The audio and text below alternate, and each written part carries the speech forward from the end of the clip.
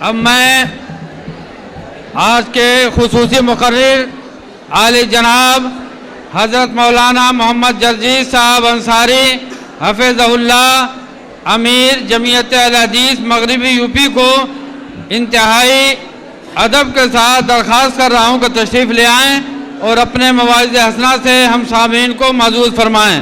مولانا تشریف لے آئیں۔ السلام علیکم ورحمۃ اللہ وبرکاتہ۔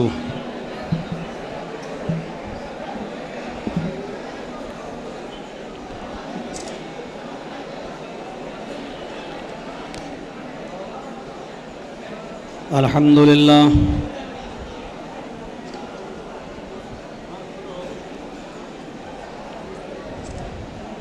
الحمدللہ نحمدہ ونستعینہ ونستغفرہ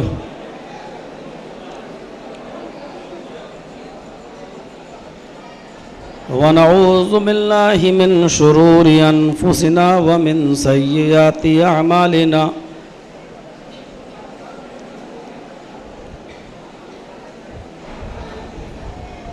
من يهد الله فلا مضل له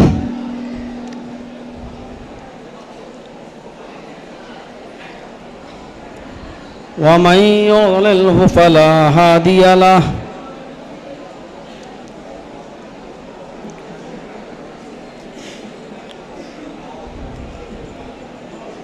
وأشهد أن لا إله إلا الله وحده لا شريك له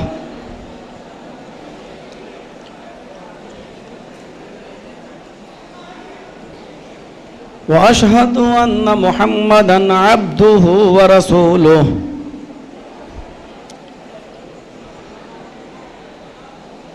أما بعد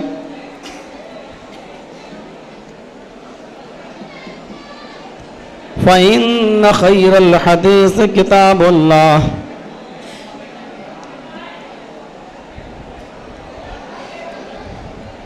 وخير الهدي هدي محمد صلى الله عليه وسلم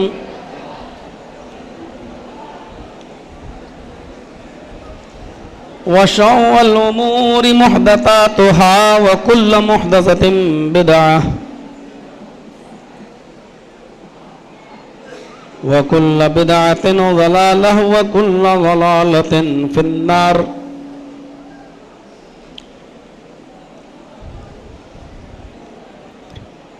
أعوذ بالله من الشيطان الرجيم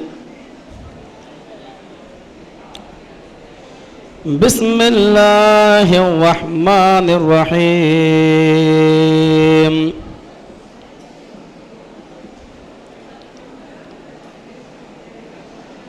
ومن الناس من يقول آمنا بالله وباليوم الآخر وما هم بمؤمنين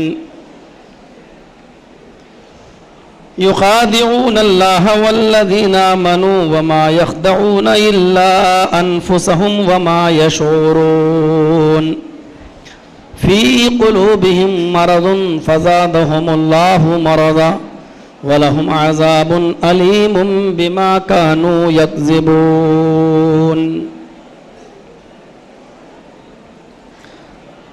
رب اشرح لي صدري ويسر لي أمري واحلل عقدة من لساني يفقهوا قولي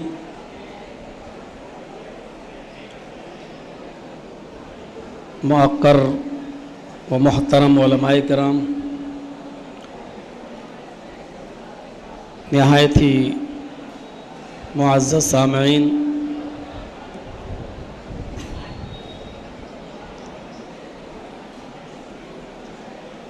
بہت ہی خوبصورت اور بہترین پروگرام کا انعقاد کیا تھا لوہیا کے نوجوانوں نے، اور بہت ہی اچھا نظم و نسق تھا، اور پروگرام شروع بھی ہو چکا تھا اور اپنے عروج پر تھا، لیکن اچانک ہوا کی تیزی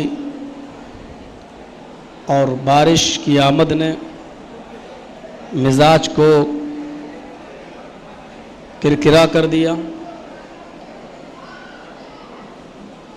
और पूरी मेहनत एक तरीक़े से देखी जाए हमारी नौजवानों की, हम ये तो नहीं कहेंगे कि उस पर पानी फिर गया और ये भी नहीं कह सकते कि वो मेहनत बेकार हो गई, लेकिन थोड़ा सा झटका लगा है।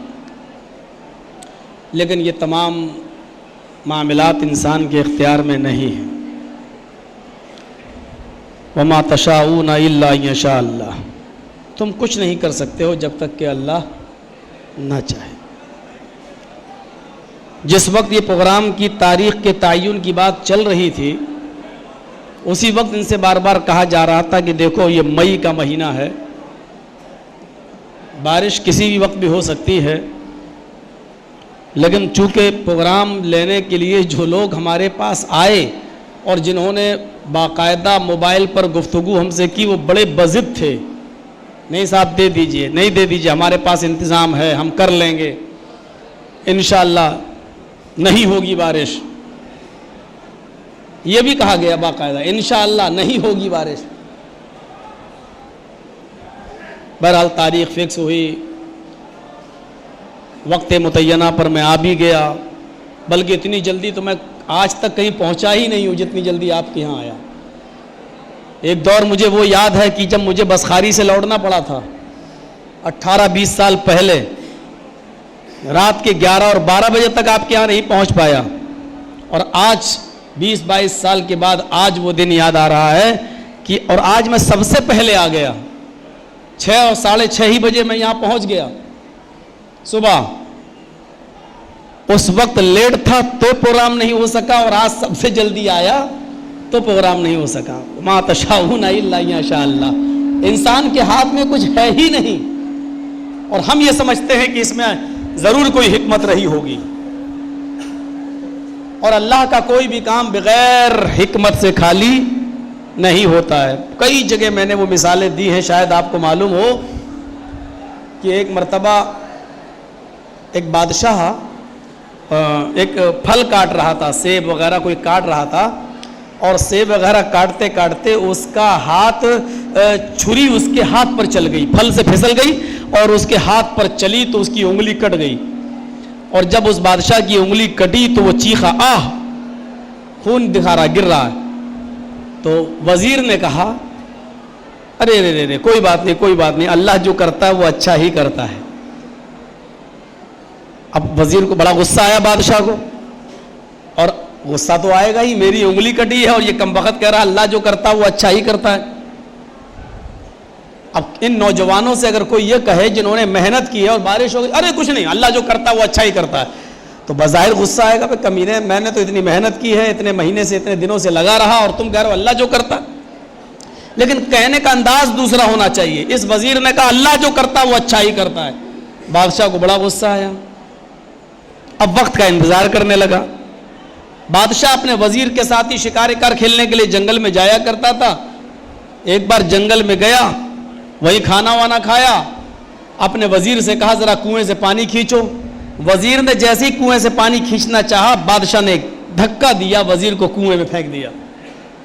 अब वजीर कुएं में गिर गया।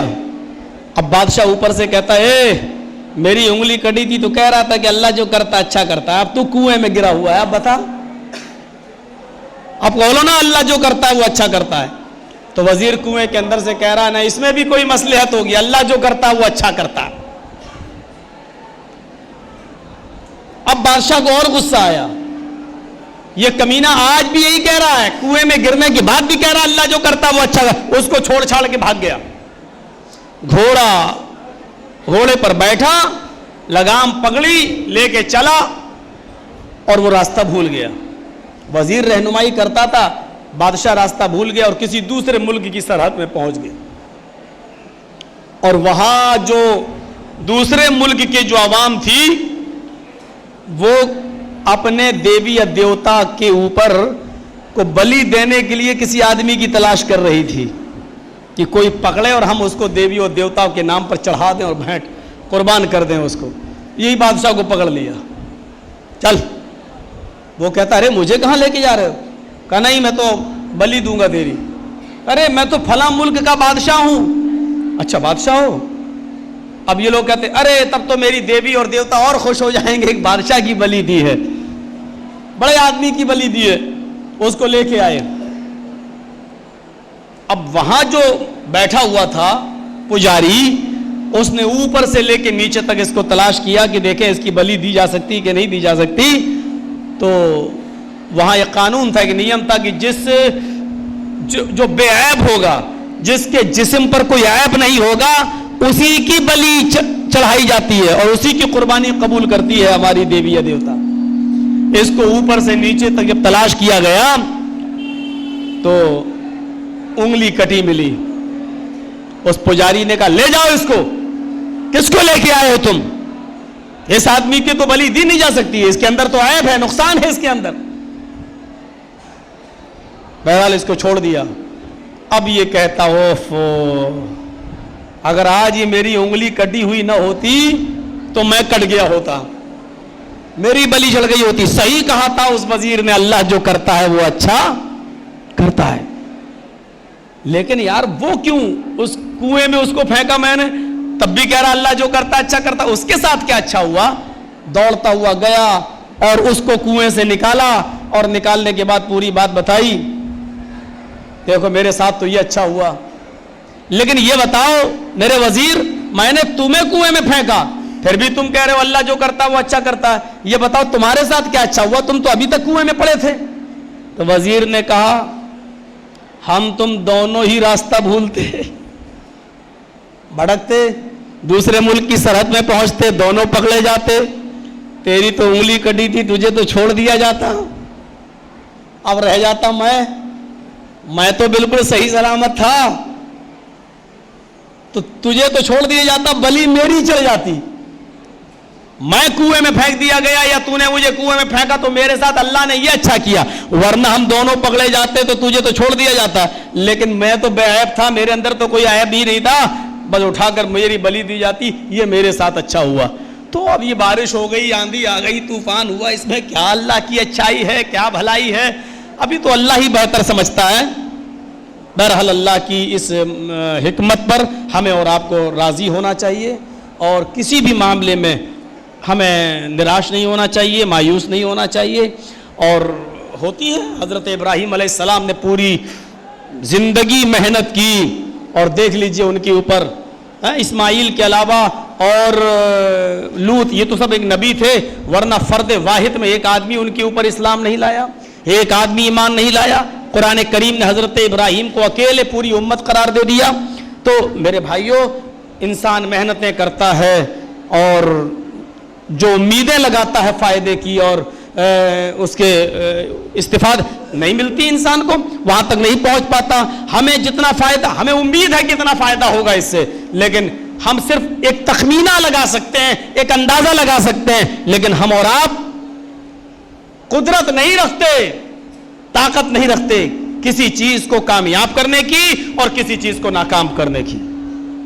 ہم صرف سوچ سکتے ہیں, عمل کر سکتے ہیں, محنت کر سکتے ہیں, دور اندیشی سے کام لے سکتے ہیں, لیکن کسی چیز کو کرنے اور نہ کرنے میں اور اس کو کامیاب کرنے میں ہمارا کوئی بھی رول نہیں ہے. یہ صرف اللہ تعالیٰ نے خود اپنے نبی سے کہا تھا. اور جب آپ بھولے جا رہے تھے اور پریشان تھے, فَلَعَلَّكَ بَاخِعٌ نَفْسَكَ, کیا آپ اپنے آپ کو ہلاک کر لیں گے, کیا آپ اپنے آپ کو تباہ کر لیں گے, کیا آپ اپنے آپ کو ختم کر لیں گے اس بات پر کہ یہ لوگ ایمان نہیں لا رہے ہیں؟ نہیں. اے میرے نبی, آپ کا کام کسی کو ایمان دینا نہیں ہے, آپ کا کام کسی کو مسلمان بنانا نہیں ہے. انک لا تہدی من احببت, آپ کسی کو ہدایت بھی نہیں دے سکتے جس کو چاہیں. ہدایت دینا نہ دینا یہ میرا کام ہے. بس آپ نصیحت کریے, آپ داروغہ بنا کر نہیں بھیجے گئے ہیں, لست علیہم بمسیطر, آپ حاکم بنا کر نہیں بھیجے گئے ہیں, داروغہ نہیں ہے لاٹھی اور ڈنڈا لے کر آپ کسی کو زبردستی مسلمان کریں, نہیں. آپ محنت کریے, رزلٹ اللہ کے ہاتھ میں چھوڑ دیجئے, اللہ جس کو جو دینا چاہے دے. میرے بھائیوں, موضوع دوسرا تھا, ذہن وہاں بہرحال میں نے قرآن کریم کی جو آیت پڑھی ہے اسی کی روشنی میں کچھ باتیں ہم آپ کے سامنے رکھنا چاہتے ہیں. اللہ تعالیٰ نے قرآن کی ان آیات کو جو میں نے آپ کے سامنے پڑھا ہے انسانیت کی ایک خطرناک قسم کا ذکر کیا ہے. وَمِنَ النَّاسِ مَن يَقُولُ آمَنَّا بِاللَّهِ وَبِالْيَوْمِ الْآخِرِ. کچھ لوگ تمہیں ایسے ملیں گے جو یہ کہیں گے ہم اللہ پر ایمان لائے, مومنوں پر قیامت کے دن پر ایمان لائے. کچھ ایسے تمہیں ملیں گے جو یہ دعویٰ کریں گے کہ ہم اللہ پر ایمان لائے, ہم قیامت کے دن پر ایمان لائے. وَمَا هُمْ بِمُؤْمِنِينَ, لیکن اللہ کہتا ہے یہ مومن نہیں ہے. دھوکہ مت کھا جانا. یہ سب پر ایمان لانے کا دعویٰ کریں گے, اللہ کو, قیامت کو, نبی کو, رسولوں کو, قرآن کو, فرشتوں کو, جنت کو, جہنم کو, یہ سب کو ماننے کا دعویٰ کریں گے, سب پر ایمان لانے کا دعویٰ بھی ہوگا. تمہارے ساتھ آئیں گے, بیٹھیں گے, ملیں گے, کاروبار کریں گے, بزنس کریں گے, لین دین کریں گے, شادی بیاہ بھی کریں گے, سماج میں رہیں گے, سوسائٹی میں رہیں گے. تم ان کو اپنا مسلمان بھائی سمجھو گے, ان سے پوچھو تم کون ہو تو وہ اپنے آپ کو مومن کہیں گے. ان سے پوچھو تمہارا ایمان اللہ پر ہے, وہ کہیں گے ہاں ہے. قیامت کو مانتے ہو, وہ اقرار کریں گے کہ ہاں قیامت کو ہم مانتے ہیں. لیکن اللہ کہتا ہے وَمَا هُمْ بِمُؤْمِنِينَ, یہ صرف ان کی زبانیں کہہ رہی ہیں, ان کے دل آمادہ نہیں ہے, وہ مومن نہیں ہے. ایسا وہ صرف اس لیے کہہ رہے ہیں یخادعون اللہ والذین آمنوا, یہ اللہ کو دھوکہ دینا چاہتے ہیں, یہ مومنوں کو دھوکہ دینے کی کوشش کر رہے ہیں.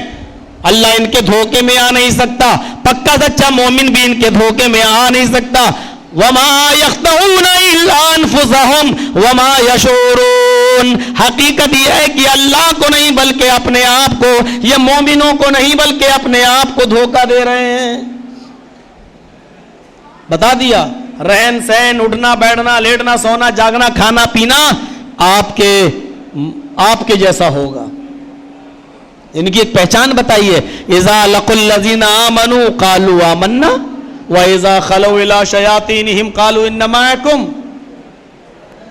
جب یہ مومنوں سے ملاقات کریں گے تو کہیں گے ہم تو مومن ہیں, قَالُوا آمَنَّا, ہم تو ایمان لائے. وَإِذَا خَلَوْا إِلَىٰ شَيَاطِينِهِمْ, جب یہ اپنے چیلوں کے پاس, اپنے چپاٹوں کے پاس, اپنے یار اور دوستوں کے پاس, اپنے گرگوں کی محفلوں میں جائیں گے تو کہیں گے إِنَّ مَعَكُمْ, ہم تو تمہارے ساتھ ہیں. پالیسی دیکھ رہے ہیں ان کی. جب یہ مومنوں سے ملیں گے تو کہیں گے ہم مومن ہیں, ہم تو ایمان لائے. اور جب یہ ان سے ملیں گے, اپنے چیلے چپاٹوں کے پاس جائیں گے تو کہیں گے ہم تو تمہارے ساتھ ہیں, ہم تو مذاق کر رہے تھے. یہ بڑی ڈینجر قسم ہے.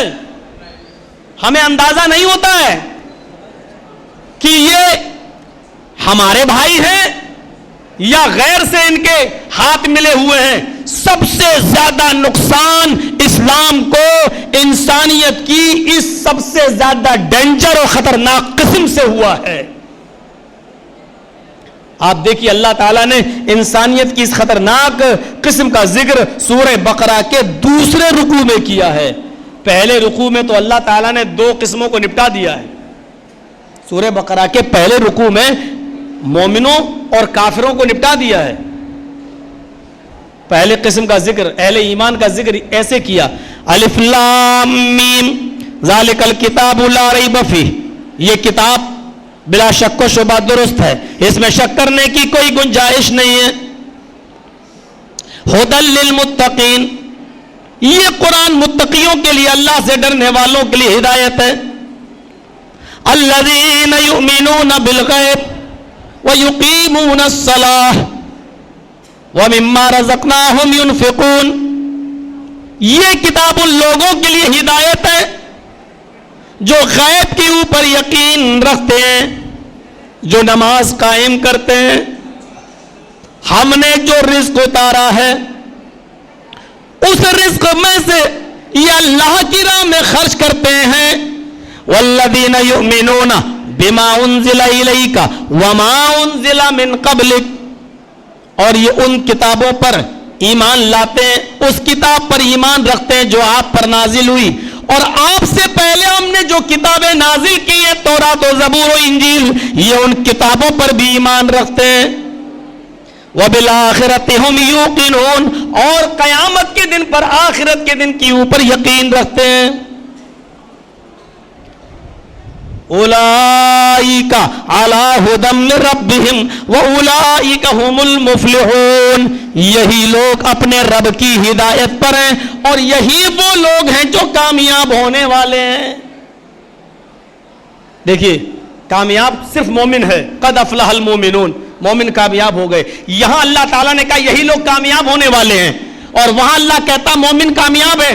تو اس کا مطلب یہ ہے کہ اہل ایمان کا ذکر کر دیا, یہی وہ لوگ ہیں جو اپنے رب کی ہدایت پر ہیں اور یہی کامیاب ہیں, یعنی یہی مومن ہے. اہل ایمان کا ذکر کر دیا اللہ تعالیٰ نے. ابھی رکوع ختم نہیں ہوا ہے, ابھی پہلا رکوع جاری ہے. یہ انسانیت کی پہلی قسم ہے اہل ایمان. یہ مومنوں کا ذکر کر دیا, اب کافروں کا ذکر اب ہو رہا ہے. ان الذين كفروا سواء عليهم انذرتهم ام لم تنذرهم لا يؤمنون. ان الذين كفروا سواء عليهم, جن لوگوں نے کفر کیا ہے, جو ناستکتا کے راستے پہ چلتے ہیں, جو کفر کے راستے پہ چلتے ہیں, جنہوں نے انکار کیا. سواء عليهم انذرتهم ام لم تنذرهم, اے نبی برابر ہے آپ کے لیے, آپ ان کو سمجھائیں یا نہ سمجھائیں, برابر ہے آپ کے لیے آپ ان کو ڈرائیں یا نہ ڈرائیں. لا یؤمنون, یہ ایمان نہیں لائیں گے. یہ کافروں کا ذکر کر دیا, اے نبی برابر ہے آپ ان کو سمجھاؤ یا نہ سمجھاؤ, یہ ایمان نہیں لائیں گے. اور ایمان نہ لانے کی وجہ بھی بتا دی. ختم اللہ علی قلوبہم وعلی سمعہم, اللہ نے ان کے دلوں پر مہر لگا دی. وعلی سمعہم, ان کے کانوں پر بھی مہر لگا دی. ان کے دل حق بات کو سمجھنے کے لیے تیار نہیں ہے, ان کے کان حقیقت کو سننے کے لیے تیار نہیں ہے. وعلی ابصارہم غشاوہ, اور ان کی آنکھوں کے سامنے پردے ڈال دیے گئے. پردے, حقیقت کے سامنے جب پردہ پڑ جائے تو آپ کو حقیقت نہیں دکھائی دے گی. ابھی یہ دروازے بند کر دو تو دروازے کے پیچھے کتنے لوگ ہیں ہمیں نہیں معلوم ہے. یہ پردہ ہے, یہ دیوار, اس دیوار کے پیچھے کتنے لوگ ہیں ہمیں نہیں دکھائی دے رہے. اب حقیقت ہمیں نظر نہیں آ رہی. کیوں؟ کیونکہ دیوار کھڑی کر دی گئی ہے. اللہ کہہ رہا ہے ان کی آنکھوں کے سامنے پردے پڑے ہیں, اور پردہ بہت خطرناک چیز ہوتی ہے. پردہ جب پڑ جائے تو حقیقت نہیں دکھائی دیتی ہے. جادوگر کو دیکھا آپ نے؟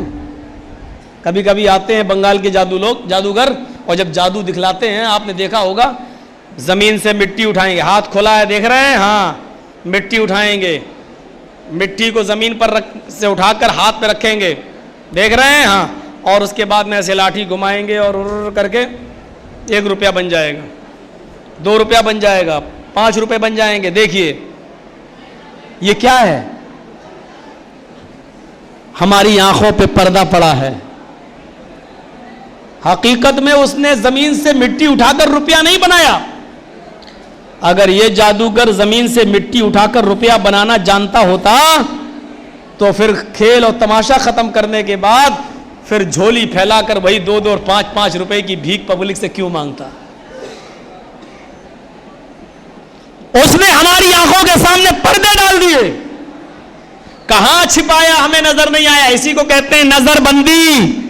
اس نے ہماری آنکھوں کو بند کر دیا. اور یہی صورتحال ہوئی تھی. فرعون کے جادوگروں نے یہی کام تو کیا تھا. حضرت موسیٰ علیہ السلام اپنے لاؤ لشکر کے ساتھ نکلے. فرعون کے جادوگروں نے رسی پھینکی. اب وہ رسیاں جیسی زمین پر پھینکی وہ سانپ بن کر رینگنے لگے. حالانکہ وہ سانپ نہیں تھے, وہ حقیقت میں جادو تھا, لیکن رسی سانپ نظر آ رہی تھی, رینگ رہی تھی. موسیٰ علیہ السلام ڈر بھی گئے. اللہ نے کہا بھی تھا لا تخف اے موسیٰ ڈرنے کی ضرورت نہیں ہے. وہ سانپ بنتے ہوئے وہ رسیاں سانپ بن گئی, آ رہے دوڑ رہے, موسیٰ ڈر بھی گئے. لیکن اللہ تبارک و تعالیٰ نے موسیٰ علیہ السلام کو حکم دیا, موسیٰ الق عصاک, تمہارے ہاتھ میں جو لاٹھی ہے اس کو زمین پر مارو, اس کو زمین پر پھینکو. حضرت موسیٰ نے جیسے ہی زمین پر لاٹھی ماری وہ اژدہا بن گیا. یہ حقیقت تھا. موسیٰ علیہ السلام نے جو چیز پیش کی وہ حقیقت, اور فرعون کے جادوگروں نے جو چیز پیش کی وہ جادو تھا, نظر بندی تھی. موسیٰ علیہ السلام نے لاٹھی زمین پر ماری, وہ اژدہا بن گیا, اور اس اژدہا نے ان تمام رسیوں کے جو مصنوعی سانپ بنے ہوئے تھے ان کو کھا لیا. فرعون کے جادوگر سمجھ گئے اب تو میری پول کھل گئی, کیونکہ ہم نے جو دکھایا ہے وہ جادو تھا, اور موسیٰ نے جو دکھایا ہے وہ جادو نہیں بلکہ وہ حقیقت ہے. اور حقیقت کے سامنے کبھی جادو, کبھی مصنوعی چیز اور نقلی چیزیں نہیں ٹکتی ہیں. اس لیے فرعون کے سارے جادوگر ایمان لانے پر مجبور ہو گئے, ایمان لانے پر, کیونکہ ان کو یقین ہو گیا کہ موسیٰ حق پر ہے اور موسیٰ نے جو چیز پیش کی ہے وہ اوریجنل ہے. ہمارے پاس تو جادو تھا. تو جو تھوڑی دیر کے لیے سانپ جو دکھائی دے رہے ہیں, یہ موسیٰ کے ساتھیوں کو بھی سانپ دکھ رہا ہے, موسیٰ کو بھی سانپ دکھ رہا ہے, موسیٰ ڈر بھی رہے ہیں, تو یہ نظر بندی ہے. اسی کو کہتے ہیں آنکھوں کے سامنے پردہ ڈال دینا, یعنی حقیقت نہیں دکھائی دے رہی ہے, پردہ پڑا ہوا ہے. اللہ نے کہا وَعَلَىٰ أَبْصَارِهِمْ غِشَاوَةٌ, ہم نے ان کی آنکھوں کے سامنے پردہ ڈال دیا, ان کو دکھائی نہیں دے رہا ہے حقیقت کیا ہے.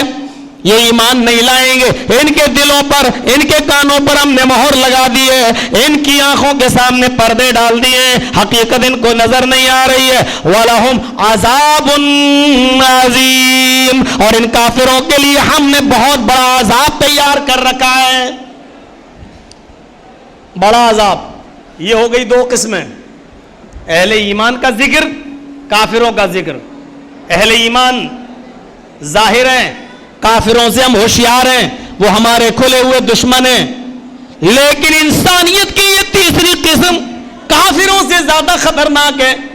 یہ ہمارے ہی ساتھ آئیں گے, ہمارے ساتھ اٹھیں گے, ہمارے ساتھ بیٹھیں گے, ہمارے ساتھ چلیں گے, اپنے بیٹے بیٹیوں کا رشتہ اور نکاح ہمارے ساتھ کریں گے, ہمارے ساتھ مسجدوں میں بھی آئیں گے, نماز بھی پڑھیں گے, اور ہم ہی کو مٹانے کی چال, ہم ہی کو مٹانے کی پلاننگ بھی کریں گے, اسلام کی مخالفت بھی کریں گے, اسلام دشمنی میں بولیں گے بھی, اسلام دشمنی میں آواز بھی اٹھائیں گے. ہم ان کو نہ کافر کہہ پائیں گے, نہ ان کو مومن ہی کہہ سکتے. یہ انسانیت کی بڑی خطرناک قسم ہے. ہمیں ان کے دلوں کا اندازہ نہیں معلوم ہوتا کہ ان کے بارے میں ہم کیا کہیں. اللہ نے انسانیت کی تیسری قسم کا نام منافق رکھا ہے. یہ بڑے خطرناک لوگ ہوتے ہیں, ان کے بارے میں ہم پتہ ہی نہیں لگا پاتے ہیں کہ یہ ہم میں ہے یا ان میں ملے, ادھر ہے یا ادھر ہے. قرآن ان کے بارے میں کہتا مذبذبین بین ذالک لا الہ الا ولا الہ الا.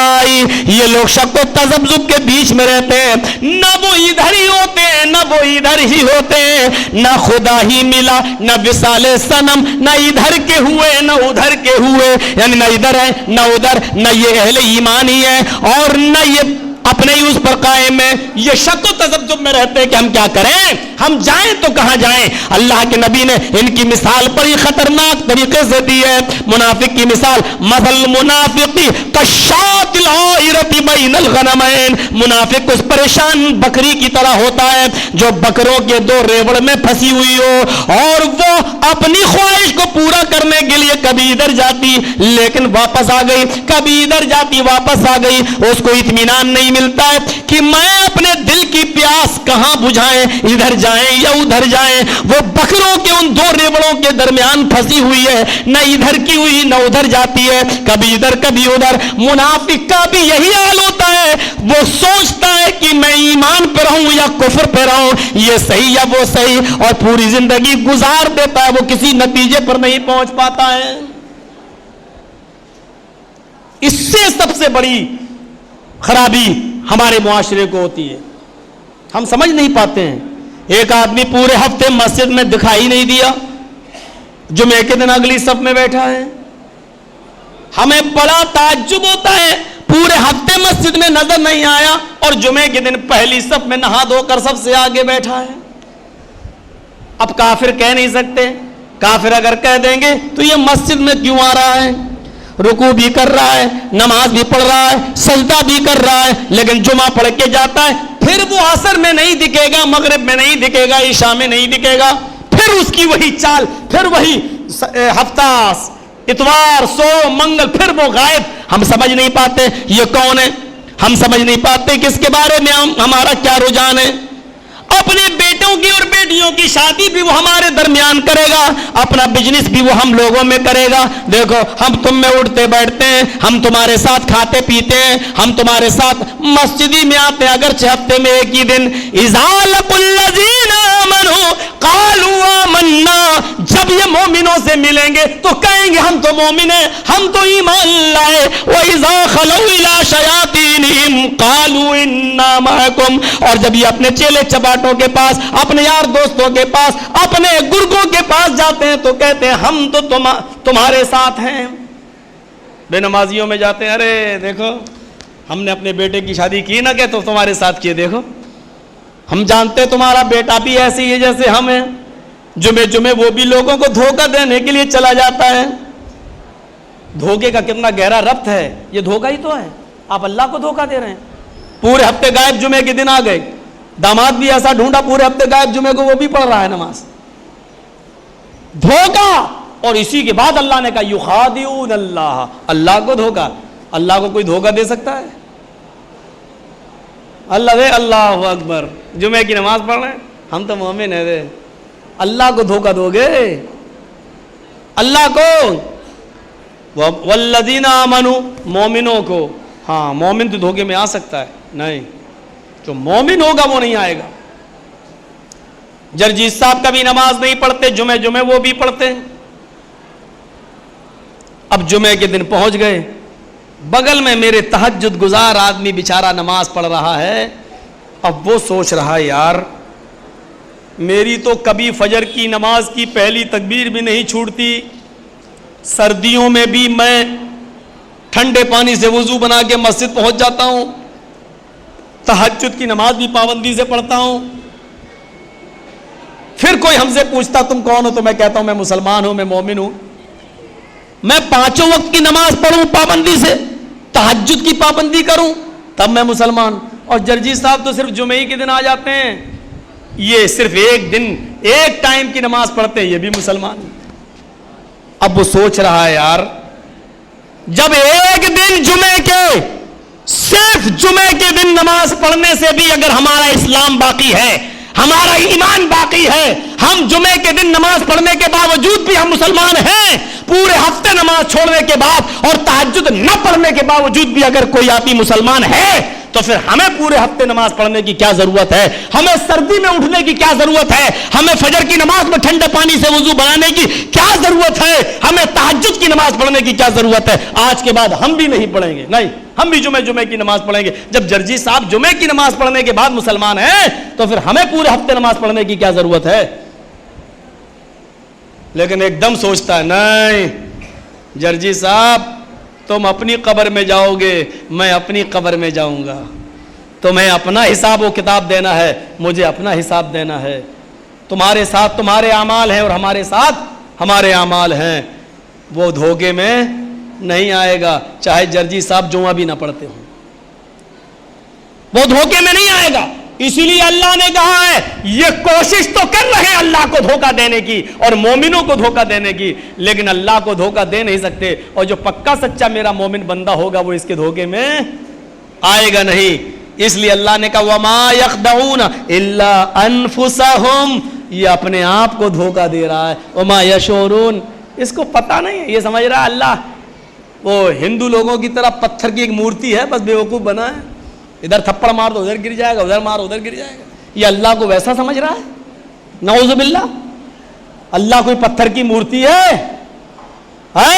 जैसा चाहो वैसा बना दो, जो चाहो उसके साथ करो, उसको कुछ नहीं पता। वमा यशऊरून, اس کو پتا نہیں ہے یہ کس کو دھوکہ دے رہا ہے. یہ سمجھ رہا ہے کہ اللہ دھوکے میں, یہ سمجھ رہا ہے کہ مومنوں کو ہم دھوکہ دینے میں کامیاب ہو گئے, لیکن حقیقت یہ ہے نہ اللہ دھوکے میں نہ مومن, یہ اپنے آپ کو دھوکے میں. اب کچھ لوگ ہیں جو اپنی بیٹیوں کی شادی ایسے لوگوں کے ساتھ کر دیتے ہیں, ان کے ساتھ کاروبار کر رہے ہیں, وہ تمہارے ہی جیسے ہیں, وہ بھی ہمیں دھوکہ دینے کی کوشش کر رہے ہیں, وہ بھی آپ ہی کی طرح ہیں. اسی لیے اللہ تعالیٰ نے کہا وَمِنَ النَّاسِ وَمِنَ النَّاسِ مَن يَقُولُ, لوگوں میں سے تمہیں کچھ ایسے ملیں گے جو یہ کہیں گے ہم اللہ پر ایمان لائے, ہم قیامت کے دن پر ایمان لائے, وَمَا هُمْ بِمُؤْمِنِينَ, لیکن وہ ایمان والے نہیں ہیں, وہ مومن نہیں ہیں. لوگوں ان کی زبانوں سے کہہ دینے سے تم مومن مت مان لینا, لمبی لمبی داڑھی رکھنے کی وجہ سے کہیں دھوکہ مت کھا جانا, وہ جمعے کے دن تمہاری مسجد میں ایک دن نماز پڑھ لیں تو دھوکہ مت کھا جانا, اپنے بیٹے اور بیٹیوں کے رشتے تمہارے سماج اور معاشرے میں کر دے تو دھوکہ مت کھا جانا, تمہارے ساتھ بزنس اور کاروبار کرنے لگے تو دھوکہ مت کھا جانا. وَمَا هُمْ بِمُؤْمِنِينَ, یہ مومن نہیں ہے, یہ اللہ کو دھوکہ دینا چاہتے ہیں, مومنوں کو دھوکہ دینے کی کوشش کر رہے ہیں. وَمَا يَخْدَعُونَ إِلَّا أَنفُسَهُمْ, اللہ کو نہیں, مومنوں کو نہیں, بلکہ یہ اپنے آپ کو دھوکہ دے رہے ہیں. فی قلوبہم مرض فزادہم اللہ مرضا, ان کے دلوں میں شک کی بیماری ہے. مفسرین نے لکھا ہے بیماری سے مراد شک, ان کے دلوں میں شک کی بیماری ہے. جرجی صاحب نے کہا مرو گے تو قبر میں عذاب, عذاب قبر سے بچنے کی دعا. قبر میں عذاب بھی ہوتا ہے, ارے ملا مولوی چلاتے ہیں چیختے ہیں قبر میں, مریں گے تب دیکھا جائے گا. ہم تو روزانہ قبرستان سے گزرتے ہیں, کبھی کوئی مردہ نہیں چلاتا, کسی کے چیخنے کی آواز نہیں آتی. جہنم میں اتنا بڑا عذاب کہ دنیا کی آگ بھی جہنم کی آگ سے پناہ مانگتی. مولانا لوگ کہہ رہے جب جہنم میں جلیں گے تب دیکھا جائے گا, پتہ نہیں جہنم ہے بھی کہ نہیں, پتہ نہیں عذاب قبر ہوتا بھی کہ نہیں ہوتا. یہ شک کی بیماری ہے, پتہ نہیں ہوتا کہ نہیں ہوتا, مریں گے تب دیکھا جائے. فی قلوبہم مرض, ان کے دلوں میں بیماری ہے, شک ہے. اللہ نے اور بڑھا دیا, لو یہ اصول ہے, ایک بار چوری کرو گے تو اللہ پھر تمہیں سلطان ڈاکو بنا دے گا. آپ کو یاد ہے جب سلطان ڈاکو کو پھانسی کی سزا ہوئی تو اس کی آخری تمنا جب پوچھی گئی کیا ہے, تو اس نے کہا کہ مجھے اپنی ماں سے ملنا ہے. جب اس کی ماں آئی پھر پوچھا گیا ملاقات ہو گئی, اب بھی کوئی تمنا ہے؟ اس نے کہا ہاں. کہا کیا؟ کہا مجھے پھانسی دینے سے پہلے میری ماں کو پھانسی دو. یہ کیا بات رہی؟ کہا کہ میں اتنا بڑا کرمنل اور اتنا بڑا گنڈا میں اس لیے بنا کیونکہ میری ماں نے مجھے نہیں روکا. میں جب 7 سال کا تھا تو کرانہ کی دکان سے, انڈے والے کی دکان سے میں نے سب سے پہلے ایک انڈا جب چوری کیا تھا, اور وہ انڈا چوری کر کے جب میں گھر آیا اور میں نے اپنی ماں کو دیا تو میری ماں نے میری پیٹھ تھپ تھپائی, بیٹا بہت اچھا کیا, اور وہ انڈا پکایا, خود بھی کھایا اور مجھے بھی کھلایا. میری ماں نے اس وقت میرا حوصلہ بڑھایا اور اس کے بعد میں انٹرنیشنل چور بنا, ڈکیت بنا, کرمنل بنا, اور آج جرم ثابت ہو گیا قتل و قتال کا, اور مجھے تختہ دار پہ لٹکایا جا رہا ہے. مجھے چور بنانے والی ماں کو پھانسی کیوں نہیں ملنی چاہیے؟ اگر انڈا چوری کرنے کے بعد جب میں گھر آیا یہ میرے ہاتھ سے انڈا چھینتی اور 2 تھپڑ میرے گال پہ لگاتی اور انڈا دکاندار کو واپس کر دیتی تو آج میں اتنا بڑا چور نہیں بنتا. یہ اصول ہے ضابطہ کہ جب کوئی آدمی غلط کام کرتا ہے تو پھر اور ڈھیل دے دی جاتی ہے, وہ اور غلط کام کرنے لگتا ہے. اسی لیے فرمایا ان اللہ لا یغیر ما بقوم حتی یغیروا ما بانفسہم, اللہ اس وقت تک قوموں کی حالت نہیں بدلتا جب تک کہ قومیں خود اپنے آپ کو بدلنے کی کوشش نہ کریں, لوگ اپنے آپ کو بدلنے کی کوشش نہ کریں. لوگ اگر سچائی کے راستے پر اگر نہ آنا چاہیں تو اللہ بھی نہیں لاتا, لوگ صراط مستقیم پر چلنے کی کوشش نہ کریں تو اللہ بھی نہیں چلاتا, لوگ شراب اور جوا چھوڑنے کی کوشش نہ کریں تو اللہ بھی نہیں چھڑواتا. یہاں کوشش ہونی چاہیے, یہاں اپنے آپ کو تبدیل کرنے کی ایک فکر ہونی چاہیے اور اس کی کوشش بھی ہونی چاہیے. فرمایا ان کے دلوں میں بیماری ہے تو اللہ نے اس بیماری کو اور زیادہ بڑھا دیا. بولو اب وہ ستیارتھ پرکاش وغیرہ پڑھو گے تب پتہ چلے گا لو اللہ نے اور بڑھا دیا تو اللہ تو خود ہی گمراہ کر رہا ہے. اب وہ یہ موقع نہیں ہے کہ اس وقت جواب دیے جائیں اس کے. تو میرے بھائیوں ذرا غور کرو, شک کی بیماری ہے, اللہ نے اور بڑھا دیا, یہ اصول ہے. آپ دیکھیے 6 سال کسی کو بیٹا بیٹی نہ ہو, 7ویں سال وہ کہیں چلا جائے, ارے ایک بار جا کر تو دیکھو, اب نام لینے کی ضرورت ہے, آپ تو سمجھ گئے ہوں گے نا. اور وہاں ایک ہی مرتبہ گیا اور بیٹا بیٹی ہو گیا تو کیا کہ اوئے ہوئے ہوئے واقعی اب اس کو مسجد سے بھروسہ اٹھ جائے گا, یہاں ہو جائے گا لازیدنہم, مجھے چھوڑ کر تم جس پر توکل کرو گے ہم اور زیادہ کر دیں گے. لے لے اسی پر کرتا بھروسہ تو کر. یہ ضابطہ اور اصول ہے, ہمیں بدلنا چاہیے اپنے آپ کو. شک کی بیماری ہے, اللہ کہتا ہم نے اور زیادہ بیماری کو بڑھا دیا. آج منافقت ہماری رگ رگ میں دوڑ رہی ہے. کل میں نے الہ آباد موہمہ کی تقریر میں کہا تھا کہ لوگ ہم یہ اللہ کے نبی نے جو فرمایا تھا وہ احب للناس ما تحب لنفسک, تم لوگوں کے لیے وہی چیز پسند کرو جو اپنے لیے کرتے ہو. تکن مسلمن, تو تم مسلمان ہو جاؤ گے. ایک انسان کے مکمل مسلم ہونے کے لیے ضروری ہے کہ وہ اپنے لیے جو چیز پسند کرتا ہے وہ اپنے بھائی کے لیے کرے. لیکن آج ہم جس سماج اور سوسائٹی میں رہ رہے ہیں, ایمانداری کے ساتھ بتاؤ کیا ہم اپنے لیے وہ چیز پسند کرتے ہیں اپنے بھائی کے لیے جو اپنے لیے کر رہے ہیں؟ آج تو صورتحال یہ ہو گئی, ہم بھلے ہی برباد ہو جائیں لیکن میرا یہ پڑوسی یا میرا یہ فلاں بھائی ترقی کیوں کر رہا ہے یا آگے کیوں بڑھ رہا ہے. زیادہ دور جانے کی ضرورت نہیں ہے, اپنی سوسائٹی اور معاشرے پہ نظر ڈال کے دیکھو گے تو ایسے بہت سے لوگ تمہیں مل جائیں گے, باقاعدہ مخبری کریں گے, پولیس کو پیسہ بھی دیں گے اور اس کے پیچھے بھی لگائیں گے. اس آدمی کو برباد کرنے کے لیے اپنے آپ کو برباد کریں گے. جتنی عقل وہ اپنے پڑوسی کو برباد کرنے کے لیے لگا رہا ہے اور جتنا پیسہ وہ اپنے پڑوسیوں کو برباد کرنے کے لیے خرچ کر رہا ہے, اگر اتنا ہی پیسہ وہ اس سے آگے بڑھنا اور کاروبار کرنے میں اس سے مزید طاقتور بننے میں لگایا ہوتا اور اپنی عقل کا استعمال کیا ہوتا تو میرے بھائیوں آج پیسے میں, دولت میں, شہرت میں یہ اس سے آگے ہوتا. یہ رشک کرتا کہ اے اللہ مجھے اس سے زیادہ دولت دے دے, مجھے اس سے زیادہ نمازی بنا دے, مجھے اس سے زیادہ علم دے دے. یہ رشک تو پھر بھی اسلام کے اندر جائز ہے, لیکن تم نے تو حسد کیا, اپنے آپ کو بھی برباد کر لیا, یہاں تک کہ اس کو برباد کرنے کے لیے تم خود برباد ہو گئے. یعنی تم اپنی پریشانی سے اتنا پریشان نہیں ہو جتنا دوسرے کے سکھ اور اس کے چین سے تم پریشان ہو. تمہیں دکھ ہو رہا ہے. یہ آج ہماری صورتحال ہو گئی ہے. صورتحال اسی منافقت کو اللہ کے نبی نے اس انداز سے بیان کر دیا ہے کہ سنو, منافق کو اگر پہچاننا ہے تو میں منافق کی 3 علامتیں تمہیں بتلا رہا ہوں. منافقت کو اگر جاننا ہے تو 3 علامتیں اس کے اندر دیکھو. یہ 3 علامتیں اگر پائی جائیں تو وہ مسلمان نہیں ہے. اللہ کے نبی فرماتے ہیں آیت المنافق ثلاث, یہ بخاری کے الفاظ ہیں, امام مسلم تو یہاں تک درج کر دیتے ہیں وَإِن صَامَ وَصَلَّى, یہ 3 چیزیں جس کے اندر پائی جائیں گی وہ منافق ہوگا. وَإِن صَامَ وَصَلَّى, اگرچہ وہ چاہے کتنا بڑا نمازی ہو, کتنا ہی بڑا روزے دار ہو, یعنی یہ 3 چیزیں جس کے اندر پائی جائیں گی وہ نمازی اور روزدار ہونے سے بھی کوئی فائدہ نہیں ہے. نمازی ہونے کے باوجود, روزہ رکھنے کے باوجود بھی وہ پکا منافق مانا جائے گا.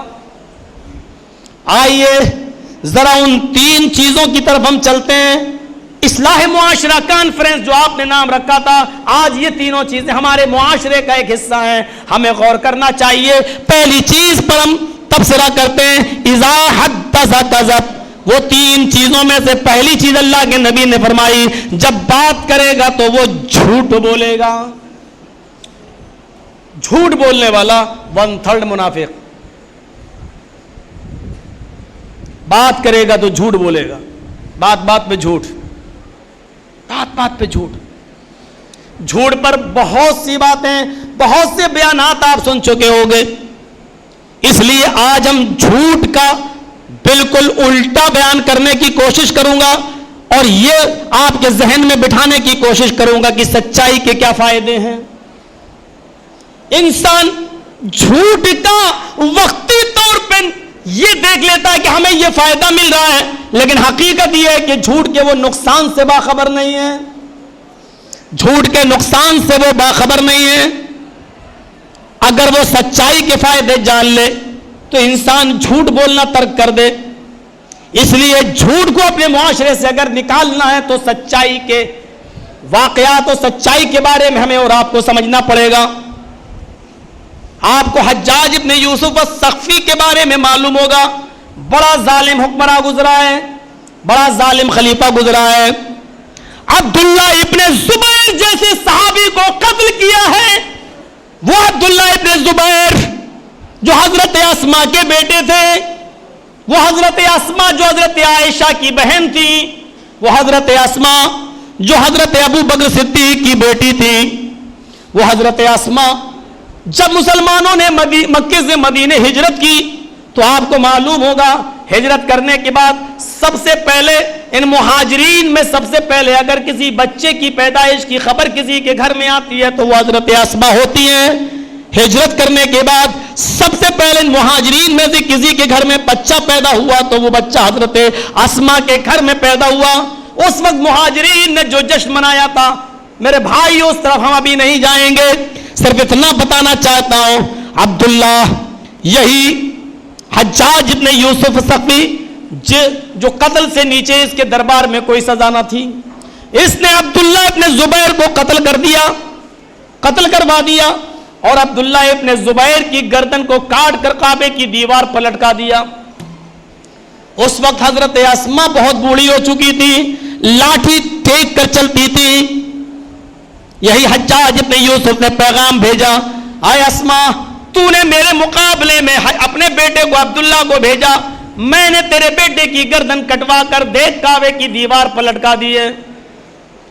اسماء مسکرا کر کہتی، حجاج ابھی اس دنیا کے اندر کسی ماں نے وہ بیٹا پیدا نہیں کیا جو میرے بیٹے کو قتل کر سکے. حجاج نے دعوت دی اور اپنے بیٹے کی گردن دیکھ لے. بڑھیا لاٹھی ٹیک کر چلتی ہے، حجاج کے سامنے کھڑی ہے. اے حجاج بتا کہاں ہے میرا بیٹا؟ دیکھ، بڑھیا نے لاٹھی پھینکی، نظریں کعبے کی دیوار پہ ڈالی، بڑھیا کی کمر بالکل سیدھی ہو جاتی ہے. اسماء کی کمر جھکی ہوئی تھی وہ بالکل سیدھی ہو جاتی ہے. اپنے بیٹے کی گردن کو کعبے کی دیوار پر لٹکا ہوا دیکھتی ہے، مسکراتی ہے اور مسکرا کر کہتی ہے، اے حجاج میرے اس بیٹے کی قتل کی خبر تو نے دی ہے، تو دیکھ نہیں رہا ہے میرا بیٹا قتل ہونے کے بعد گردن اس کی کعبے کی دیوار پر لٹکی ہوئی ہے. اس گردن کے لٹکنے کے باوجود اس کے چہرے پر مسکراہٹ ہے. اس کی زبان دیکھ، وہ آج بھی خطاب کر رہا ہے اور للکار کر تجھے خطبہ دیتے ہوئے کہہ رہا ہے، ابھی اس خطیب کے مرنے کا وقت نہیں آیا. اے حجاج یہ تیری غلط فہمی ہے کہ تو یہ سمجھ رہا ہے کہ میرا بیٹا مر گیا. یہ تیری غلط فہمی ہے. میرا بیٹا مرنے کے بعد اور قتل ہونے کے بعد بھی مسکرا کر کہہ رہا ہے میری ماں بھی میرے مرنے کا وقت نہیں آیا. پھر رونے لگی. حجاج کہتا ہے اسماء تو کیوں رو رہی ہے؟ ابھی تو بڑے فخر سے چیخ رہی تھی. اسماء کہتی ہے میں اپنے بیٹے کی خوش قسمتی پر ہنس رہی ہوں اور اپنی بدقسمتی پر رو رہی ہوں. اے حجاج میرے بیٹے کی خوش قسمتی یہ ہے کہ کعبے کی دیوار پر قتل ہونے کے بعد لٹکا دیا گیا، اس کو شہادت کا درجہ ملے گا انشاءاللہ. اور میری بدقسمتی ہے کہ میری کوکھ سے ایسا ایک ہی بیٹا پیدا ہوا ہے، میں نے ایسا ایک ہی بیٹا جنا ہے. اے حجاج اگر میرے پاس ایسے 1000 بیٹے ہوتے تو میں 1000 بیٹوں کی گردنیں کعبے کی دیوار پر لٹکتی ہوئی دیکھ کر فخر کرتی. میری کوکھ سے ایسا ایک ہی بیٹا پیدا ہوا ہے. یہ حجاج ابن یوسف الثقفی کو ذرا دیکھو، اتنا بڑا ظالم حکمراں گزرا ہے، لیکن اس نے اعلان کر دیا 2 نوجوان لڑکوں کے بارے میں کہ ان کو پکڑ کر لایا جائے اور ان کی گردن کاٹ دی جائے. اور جانتے ہو وہ دونوں لڑکے کس کے تھے؟ وہ دونوں لڑکے ربی ابن حراش کے بیٹے، ربی ابن حراش کے دونوں بیٹے. اور ان بیٹوں کو گرفتار کرنے کا آرڈر دے دیا گیا اور ان کو ان کو راجا کے یعنی بادشاہ کے دربار میں, خلیفہ کے دربار میں, حجاج کے دربار میں لا کر ان کی گردن کو قلم کر دیا جائے. لیکن روبی اپنے زمانے کے, حجاج کے زمانے کے مشہور دیانتدار اور امانت دار شخصیت کے مالک, کبھی جھوٹ نہیں بولے, سچائی بھی معروف و مشہور. ساری جگہوں پر حجاج کی پولیس نے اور حجاج کے فوجیوں نے روبی کے ان دونوں بیٹوں کو تلاش کر لیا, لیکن وہ کہیں نہیں ملے. حجاج کہتا ہے, آئے میری فوج کے لوگوں, میرے سپاہیوں, مجھے اتنا بتاؤ, روبی کے دونوں بیٹوں کو زمین کھا گئی, آسمان نکل گیا. پولیس والے کہتے ہیں, ملی نہیں رہے تو میں کیا کروں, میں زمین سے کھینچ کے لاؤں, جب ہے ہی نہیں تو. مشورہ دیا حجاج کو, ایک کام کیا جائے, آئے حجاج اپنے پاس روبی کو بلاؤ, روبی اس زمانے کے سب سے سچے انسان ہیں, ان سے خود ہی پوچھ لو کہ تمہارے دونوں بیٹے کہاں ہیں. آج ان کا امتحان بھی ہو جائے گا, اگر ان کو معلوم ہوگا تو وہ بالکل سچ سچ بتا دیں گے, اور اگر انہوں نے نہیں بتایا تو سمجھ لینا کہ وہ سچے نہیں ہیں. حجاج کہتا ہے, ہاں یہ تم نے بڑی عقل مندی کا مشورہ دیا. روبی کو طلب کیا جاتا ہے. حجاج نے اپنے دربار میں روبی ابن حراش کو بلایا. حجاج نے بلایا اور روبی سے پوچھتا ہے, آئے روبی یہ بتاؤ کہ تمہارے دونوں بیٹے کہاں ہیں. میں نے پورا علاقہ ڈھونڈ ڈالا, پورا شہر, پوری بستی دیکھ ڈالی, مجھے تمہارے بیٹے نہیں ملے. روبی نے کہا مجھے معلوم ہے. کہا یہ بھی معلوم ہے کہ تمہارے دونوں بیٹوں کو قتل کی سزا ہے. روبی نے کہا مجھے یہ بھی معلوم ہے. کہا پھر تمہیں یہ بھی معلوم ہے کہ میری پولیس ڈھونڈ رہی ہے. ہاں. پھر تم نے بتایا کیوں نہیں. کہا آپ لوگوں نے مجھ سے پوچھا ہی نہیں ہے. اچھا یہ بتاؤ ہے روبی, تمہیں معلوم ہے کہ تمہارے دونوں بیٹے کہاں ہیں. روبی کہتے ہیں جی ہاں ہمیں معلوم ہے کہ میرے دونوں بیٹے کہاں ہیں. حجاج نے پوچھا بتاؤ تمہارے دونوں بیٹے کہاں ہیں. روبی ابن حراش نے کہا ہما فی البیت, وہ دونوں بیٹے میرے گھر میں فلاں فلاں کونے میں چھپے ہوئے ہیں. حجاج کی پولیس جاتی ہے اور روبی ابن حراش کے ان دونوں بیٹوں کو پکڑ لیتی ہے. جیسے ان دونوں بیٹوں کو گرفتار کر کے لایا گیا, حجاج کی آنکھوں میں کبھی آنسو نہیں آئے, لیکن آج آنسو آ جاتے ہیں. اور کہتا حجاج, آئے روبی تمہیں معلوم ہے تمہارے دونوں بیٹوں کی سزا کیا ہے. روبی کہتے ہیں مجھے معلوم ہے. اے حجاج اب میرے دونوں بیٹوں کی گردنیں تن سے جدا کر دی جائیں گی. آئے روبی اس کے باوجود جب تمہارے بیٹوں کا معاملہ چھپا تھا اور ہم نے کبھی تمہارے گھر میں تلاشی نہیں لی تھی, تمہارے بیٹوں کی جان بچی ہوئی تھی, پھر تم نے کیوں بتا دیا. روبی ابن حراش کہتے ہیں آئے حجاج تمہیں معلوم ہے کہ میں نے زندگی میں آج تک کبھی جھوٹ نہیں بولا, میری امانت داری اور دیانت داری کے چرچے ہوتے ہیں, پھر میں کیسے جھوٹ بول سکتا تھا. آئے حجاج تجھ جیسے ظالم کے سامنے مجھے زیادہ لیکچر نہیں دینا ہے, میں اپنے گھر کی طرف جا رہا ہوں, ایک احسان میرے اوپر کر سکتا تو کر دینا. مجھے معلوم ہے کہ میرے دونوں بیٹوں کی گردنیں کاٹ دی جائیں گی اور سر ان کے تن سے جدا کر دیے جائیں گے. آئے حجاج جب میرے دونوں بیٹوں کی گردنیں کاٹ دی جائیں, ان کو قتل کر دیا جائے, تو ان دونوں ڈیڈ باڈیوں کو, ان کی لاشوں کو میرے پاس پہنچا دینا. اے حجاج میں چاہتا ہوں کہ ان کو قرآن و حدیث کی روشنی میں غسل دیا جائے, ان کو کتاب و سنت کی روشنی میں ان کو دفنایا جائے اور ان کی جنازے کی نماز پڑھی جائے, اور میں اپنے دونوں بیٹوں کو قرآن و حدیث کے مطابق قبر میں دفن کرنا چاہتا ہوں. اے حجاج اتنا احسان کر سکتا ہے تو کرنا. یہ کہہ کر روبی ابن حراش جب جانے لگے تو حجاج ابن یوسف رونے لگا اور کہنے لگا آئے روبی ادھر آؤ, تمہیں مجھ سے نفرت ہے. کہاں مجھے تم سے نفرت ہے, تم قاتل ہو, تم نے بڑے بڑے صحابہ کا قتل کیا ہے. اے حجاج میں قاتلوں سے نفرت کرتا ہوں, میں صحابہ کے قاتلوں سے نفرت کرتا ہوں. حجاج کہتا میرے اوپر کوئی فرق نہیں پڑتا, لیکن آئے روبی تیری سچائی کا انعام آج میں تجھے دیتا ہوں. آئے روبی میں نے تیرے دونوں بیٹوں کا خون معاف کر دیا. آئے روبی میں تیرے دونوں بیٹوں کو نظر انداز کر رہا ہوں, اپنے دونوں بیٹوں کو اپنے ساتھ لیتا جاؤ. اے روبی کے بیٹوں اپنے باپ کے ساتھ جاؤ, یہ مت سوچنا کہ میں نے تمہیں بخشا ہے, تمہارے باپ کی صداقت اور تمہارے باپ کی سچائی نے مجھے بخشنے پر مجبور کر دیا ہے، جاؤ میں نے تمہارا خون معاف کر دیا ہے۔ ہم سچ بولنے کے انعام سے واقف نہیں ہیں، ہمیں سچائی کے فائدے نہیں معلوم ہے۔ جب سارے دروازے بند ہو جاتے ہیں سچوں کے لیے، تب اللہ تبارک و تعالیٰ کے دربار میں سچوں کے لیے راستہ کھلتا ہے، تب اللہ کے ہاں راستہ کھلتا ہے، پھر اللہ کوئی سبیل نکالتا ہے۔ ہمیں صرف جھوٹ کے فائدے معلوم ہیں۔ چرایا ہے موبائل؟ نہیں، وقتی طور پر 3,000 4,000 5,000 کا موبائل، وہ بھی چوری کا، اب تو بیچو گے تو 500 کا بھی بکے گا، لیکن وقتی طور پر تمہیں جھوٹ بچا سکتا ہے، لیکن اس کے عواقب اور انجام بہت برے ہوتے ہیں۔ اور سچ آپ کو وقتی طور پر پریشان تو کر سکتا ہے، لیکن اس کے نتائج بہت اچھے ہوتے ہیں۔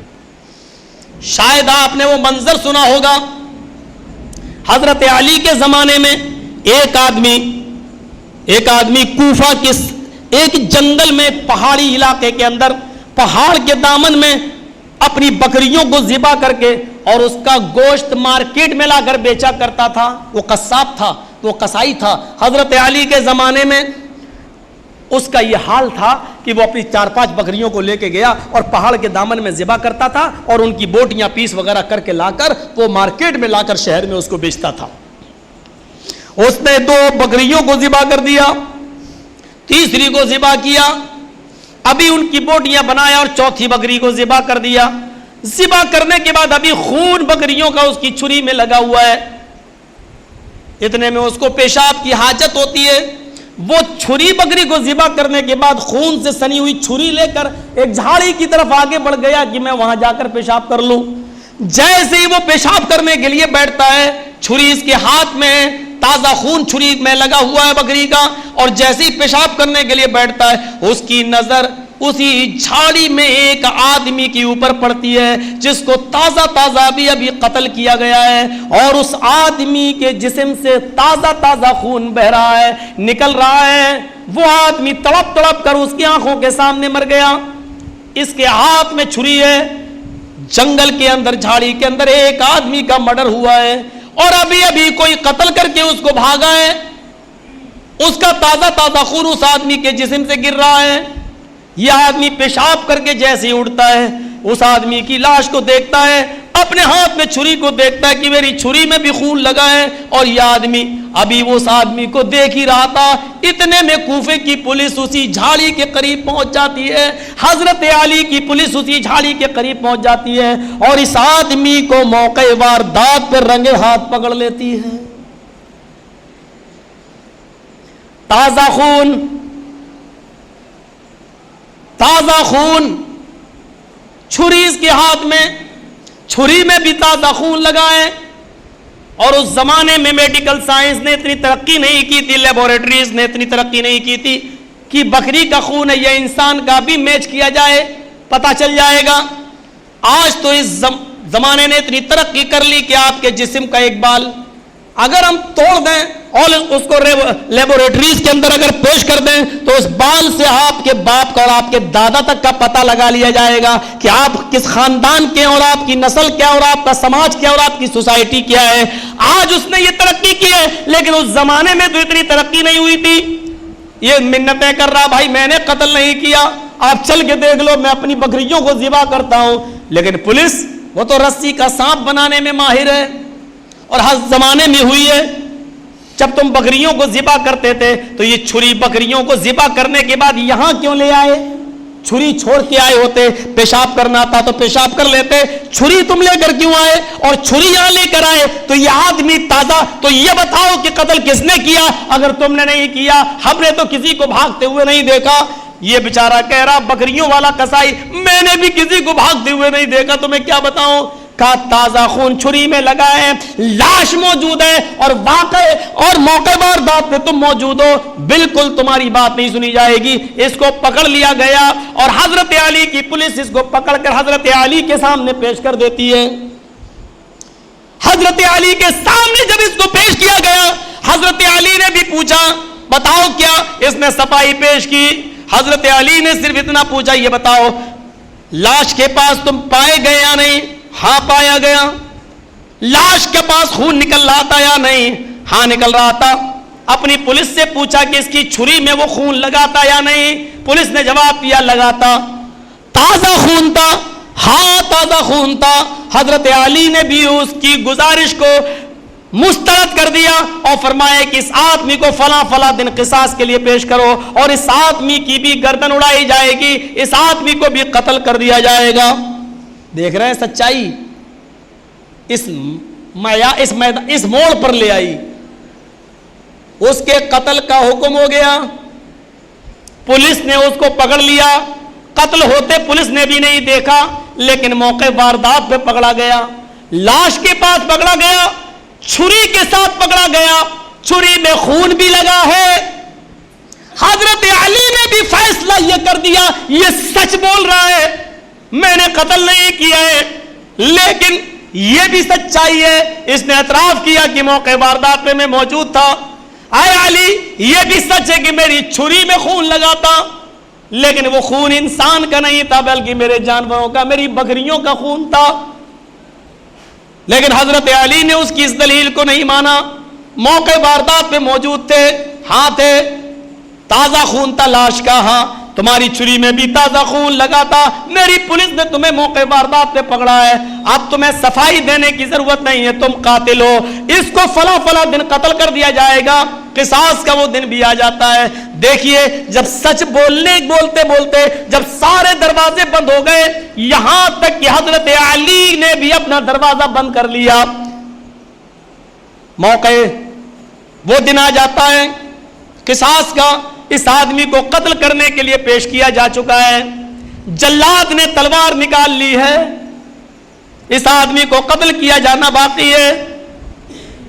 جلاد کو حکم ہوتا آؤ اور اس آدمی کی گردن کو تن سے جدا کر دو. جیسی حضرت علی حکم دیتے ادھر سے اصلی قاتل, جو اصلی قاتل تھا جس نے قتل کیا تھا جنگل میں جھاڑی میں اس آدمی کا, وہ آ کر کہتا ہے علی رک جاؤ, اس آدمی نے قتل نہیں کیا, اصلی قاتل میں ہوں. میں منظر دیکھنا چاہ رہا تھا, دیکھ رہا تھا, اگر آپ اس کو چھوڑ دیتے تو میں کچھ نہیں کہتا, لیکن میں نے سوچا کہ میری وجہ سے ایک بے قصور آدمی مارا جائے گا. اس آدمی نے تو قتل ہی نہیں کیا ہے, قتل میں نے کیا تو ایک بے قصور کیوں مارا جائے. اس کی بھی بیوی ہے, اس کے بھی بچے ہیں, وہ یتیم ہو جائیں گے, اس کی بیوی بیوہ ہو جائے گی, بچوں پر رزق کا بوجھ آ جائے گا, اس کی بیوی کہاں تک کمائے گی اور کھلائے گی. یہ بیچارہ مزدور آدمی بکریوں کو ذبح کر کے مارکیٹ میں گوشت بیچنے والا, اس کے بچے بھوکے مرنے لگیں گے. ہے علی اس آدمی کی پاک دامنی اور اس آدمی کی بے قصوری بے گناہی مجھے کھینچ کے لے آئی. اے علی مجھے سزا دیجئے جو دینا ہے, مجھے قتل کیجئے جو کرنا ہے, اس آدمی کو چھوڑ دیجئے, اس کا کوئی قصور نہیں.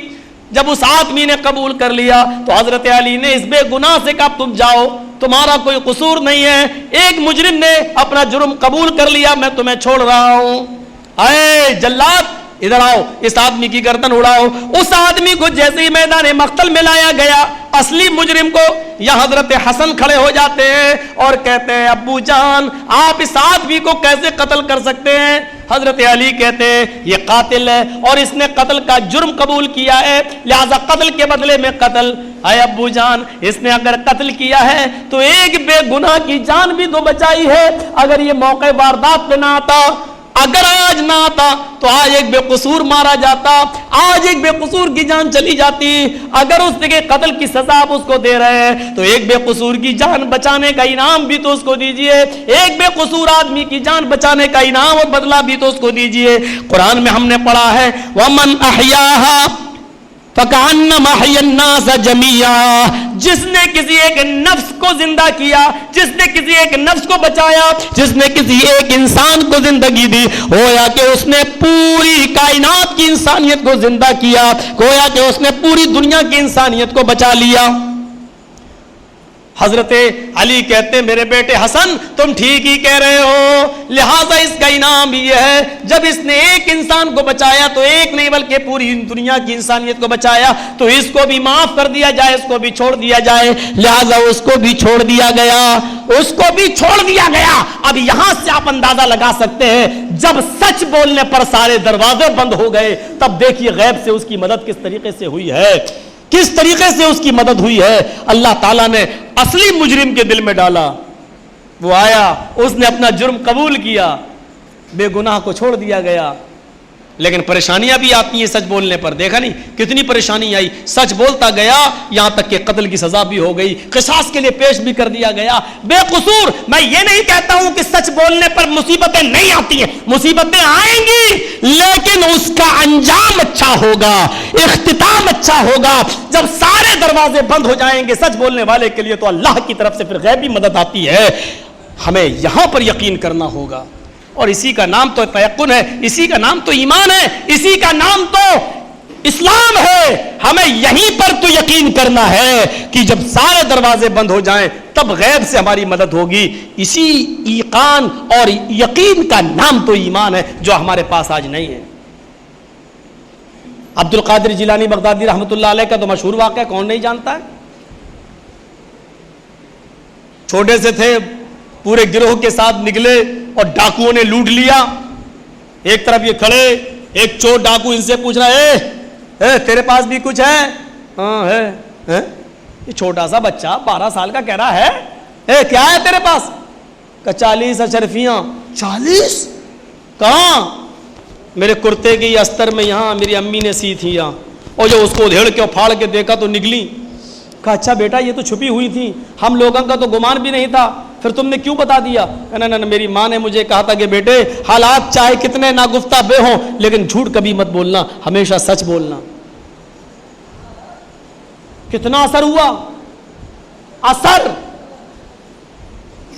سارے چوروں نے آپس میں مشورہ کر کے یہ میٹنگ کی کہ یہ بچہ جب اپنی ماں کا اتنا کہنا مانتا ہے، اتنا کہ اس موقع پر بھی اس نے جھوٹ نہیں بولا، اور ہم لوگ اپنے رب کی کتنی نافرمانی کرتے ہیں، چوری کیا ہوا اور لوٹا ہوا مال لوگوں کا واپس کر دیا، اور ان ڈکیتوں نے وہی سے توبہ کرنا شروع کی، اور سارے چور اور سارے ڈکیت توبہ کر لیتے ہیں۔ میرے بھائیوں، یہ 11-12 سال کی عمر میں عبد القادر جیلانی بغدادی رحمت اللہ علیہ کی اپنی ماں کی فرما برداری کرنے کا یہ معاملہ تھا۔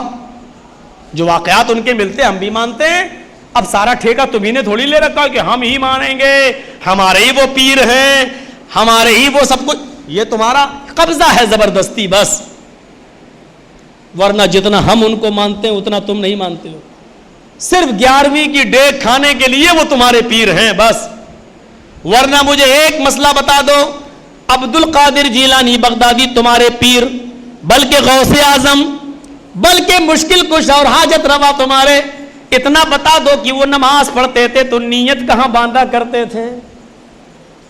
جاؤ چیلنج دیتا ہوں پوری علماء سنیت کو،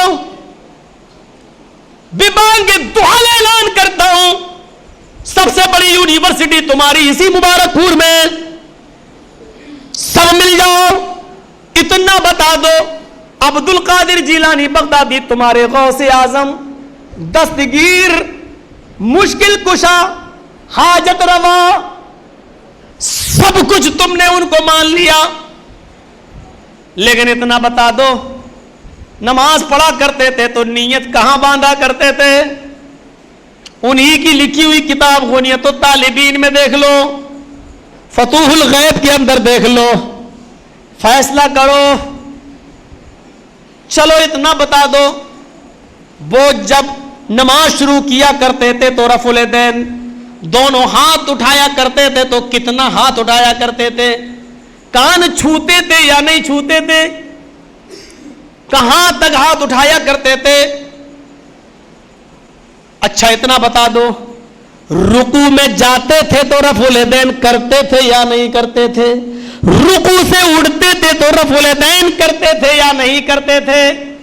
اور 2 رکعتیں پڑھنے کے بعد تیسری رکعت کے لیے کھڑے ہوتے تھے تو رفع الیدین کرتے تھے یا نہیں کرتے تھے؟ غنیت الطالبین میں عبد القادر جیلانی بغدادی کی نماز کا پورا طریقہ لکھا ہے.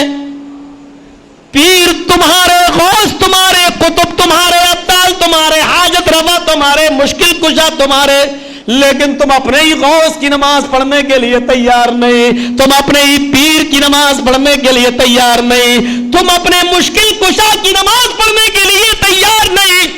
تمہارے پیر خود یہ فیصلہ کرتے ہیں کہ لا صلاۃ لمن لم یقرأ بفاتحۃ الکتاب. غنیت الطالبین میں لکھا ہے بغیر سورہ فاتحہ کے نماز نہیں. عبد القادر جیلانی اس کی تشریح میں نیچے لکھتے ہیں امام کے پیچھے بھی جو لوگ نماز پڑھ رہے ان کو بھی سورہ فاتحہ پڑھنا پڑے گا. لیجئے میرے محترم ساتھیوں، تم ہمارے بھائی، ہم تمہیں گالیاں کیوں دیں؟ ہم تو تمہیں تمہارا کھویا ہوا پیر تمہیں دے رہے ہیں اور یہ بتانا چاہ رہے ہیں کہ 11ویں کی ڈیگ جس طریقے سے تم بڑی منتوں سمانتوں کے لیے ان کے نام پر بناتے ہو، نماز بھی ان کی پڑھنے لگو، روزے بھی ان کے رکھنے لگو، تمہاری نماز بھی عبد القادر جیلانی کی نماز کی طرح ہو جائے، ہمارا معاملہ بہت آسان ہو جائے، ہمیں کچھ کہنے کی ضرورت ہی پیش نہ آئے، ہمیں ان کی کچھ کہنے کی ضرورت پیش نہ آئے.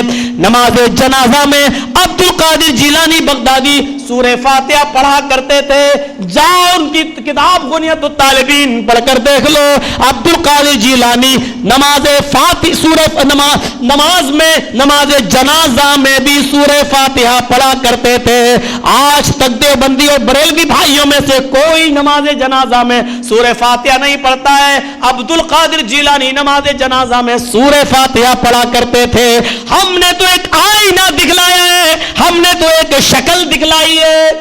حالانکہ اس کا جواب دینے کی کوشش کی گئی ناگپور کی سرزمین سے، لیپ ٹاپ والے بابا نے جواب دینے کی کوشش کی لیکن وہ بیچارے پھسل گئے. وہ یہ کہتے تھے کہ اوپر نیت باندھتے ہم مانتے ہیں. انہوں نے یہ بھی اقرار کیا کہ عبد القادر جیلانی رفع الیدین کرتے تھے، یہ بھی ہم مانتے ہیں. کیوں نہیں مانو گے؟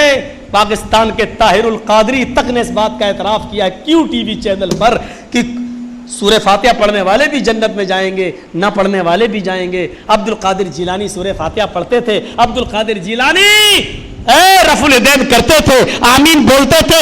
یہ طاہر القادری نے کیو ٹی وی پر برجستہ اس بات کا اعتراف کیا ہے. اور فاروق رضوی صاحب نے بھی کہا ہے کیا پڑھتے تھے سورہ فاتحہ، رفع الیدین کرتے تھے، لیکن وہ شافعی تھے،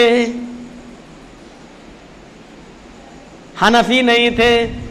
وہ شافعی تھے، ہم حنفی ہیں. وہ اس لیے رفع الیدین کرتے تھے کیونکہ وہ امام شافعی کو مانتے تھے، ان کے مقلد تھے. ہم اس لیے نہیں کرتے کیونکہ ہم امام شافعی کے نہیں، ابو حنیفہ کے مقلد ہیں. کیسا توڑ مروڑ کر پیش کیا گیا ہے. میں صرف اتنا پوچھنا چاہتا ہوں، عبد القادر جیلانی امام شافعی کے مقلد تھے، وہ رفع الیدین کرتے تھے. جب تمہارے پیر امام شافعی کی تقلید کر رہے ہیں تو تم کیوں نہیں کر رہے ہو؟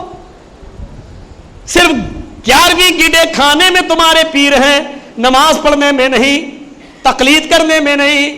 امام شافعی نے ابو حنیفہ کو بھی پڑھا، عبد القادر جیلانی نے ابو حنیفہ کو بھی پڑھا، امام شافعی کو بھی پڑھا. ان کے نظر میں امام شافعی کی باتیں زیادہ مدلل رہی ہوں گی، رفع الیدین کی حدیثیں زیادہ مدلل رہی ہوں گی، یا یوں کہہ لو کہ سورہ فاتحہ کے دلائل انہیں زیادہ مضبوط لگے ہوں گے.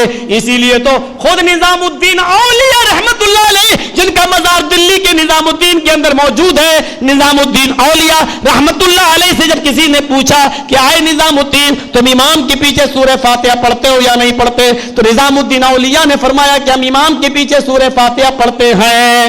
ان کو بتایا گیا یہ ابو حنیفہ رحمۃ اللہ علیہ کا فتویٰ ہے. ابو حنیفہ نے فرمایا جو امام کے پیچھے سورہ فاتحہ پڑھے گا اس کے منہ میں آگ بھری جائے گی، آگ بھری جائے گی، اس کی نماز قبول نہیں ہوگی اور قیامت کے دن اس کے منہ میں آگ بھری جائے گی. نظام الدین اولیاء رحمت اللہ علیہ نے کیا دلیل پیش کی؟ انہوں نے کہا سن لو اے لوگو، ابو حنیفہ کی یہ بات میری سمجھ میں نہیں آتی ہے. وہ فرماتے ہیں کہ اس کی نماز قبول نہیں ہوگی اور منہ میں آگ بھری جائے گی. میں لا صلاۃ لمن لم یقرأ بفاتحۃ الکتاب، اس دلیل پر عمل کرتے ہوئے یہ میں گوارا کر لوں گا کہ قیامت کے دن میرے منہ میں آگ بھری جائے، یہ مجھے گوارا ہے کہ قیامت کے دن میرے منہ میں آگ بھری جائے، لیکن یہ گوارا نہیں ہے کہ کوئی یہ کہے کہ سورہ فاتحہ امام کے پیچھے پڑھنے والے کی نماز نہیں ہوگی، یہ مجھے گوارا نہیں ہے، کیونکہ حدیث موجود ہے لا صلاۃ لمن لم یقرأ بفاتحۃ الکتاب، کوئی نماز نہیں اس وقت تک جب تک کہ سورہ فاتحہ اس نماز میں نہ پڑھ لی جائے۔ وہ کہتے ہیں کہ اگر کوئی یہ کہتا ہے کہ سورہ فاتحہ پڑھنے والے کی نماز نہیں ہوگی وہ جھوٹ بول رہا ہے، مجھے یہ تو گوارا ہے کہ قیامت کے دن میرے منہ میں آگ بھری جائے، لیکن یہ گوارا نہیں ہے کہ میری نماز نہ ہو، یہ مجھے گوارا نہیں ہے۔ یہ تمہارے اولیاء اللہ کے، یہ تمہارے ولیوں کی ایک نقشہ تھا جو میں نے تمہارے سامنے رکھا ہے۔ نظام الدین اولیاء سورہ فاتحہ پڑھتے، رفع الیدین کرتے، عبد القادر جیلانی ایسا کرتے، یہ وہی عبد القادر جیلانی ہیں جنہوں نے سچائی کا اعتراف کیا تھا، اور ہمیں تو اچھی بات جہاں سے بھی ملے گی ہم تو لے لیں گے، کوئی آپ کا قبضہ تھوڑی ہے اس پر۔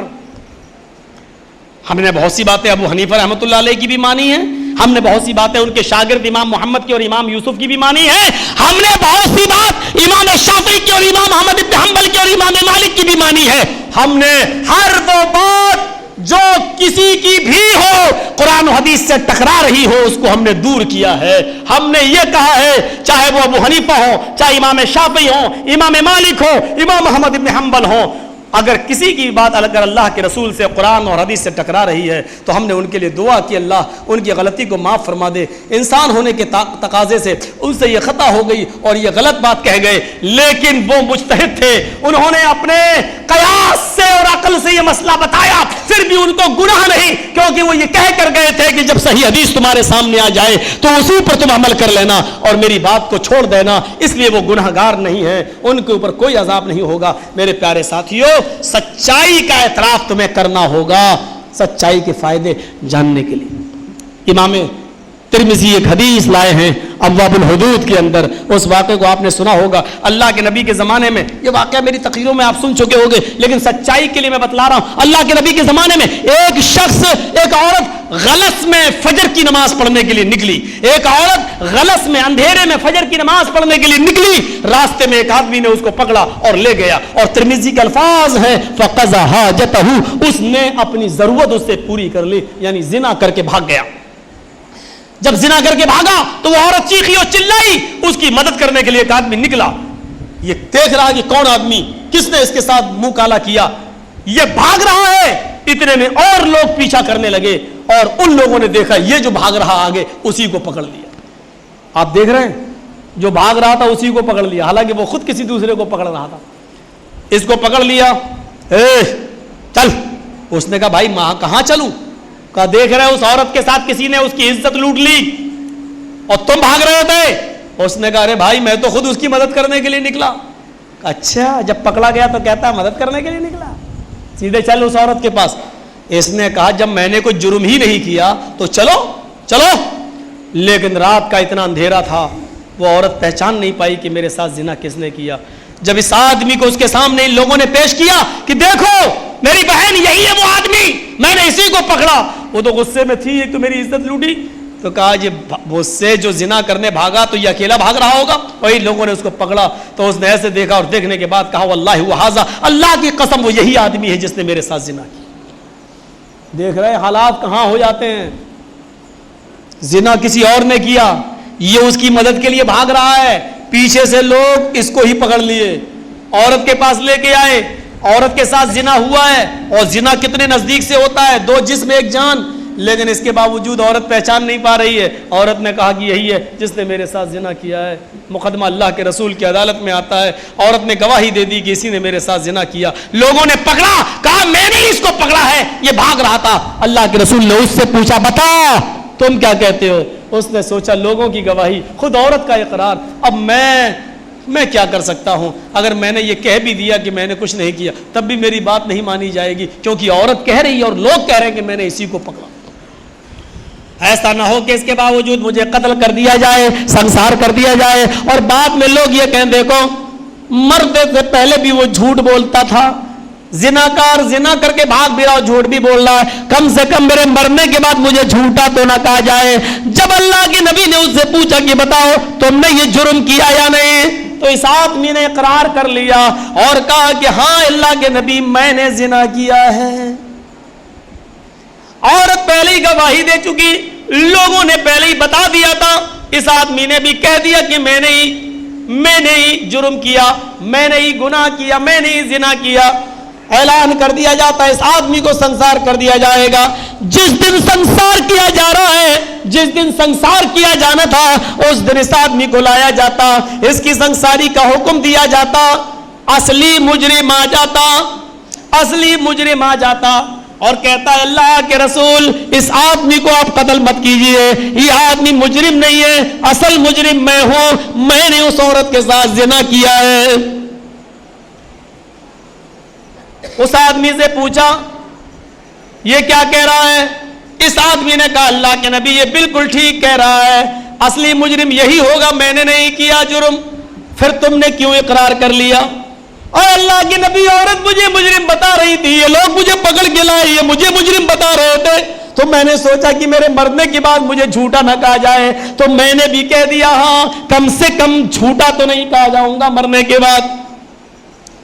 لوگوں سے پوچھا تم نے کس کو پکڑا؟ کہا پکڑا تو اسی کو تھا, لیکن جب پکڑا تھا تو یہ کہہ رہا تھا کہ میں اصل مجرم نہیں ہوں, پھر بھی تم نے مجھے اتنی بڑی بات نہیں بتائی. چلو اس عورت کو بلاؤ.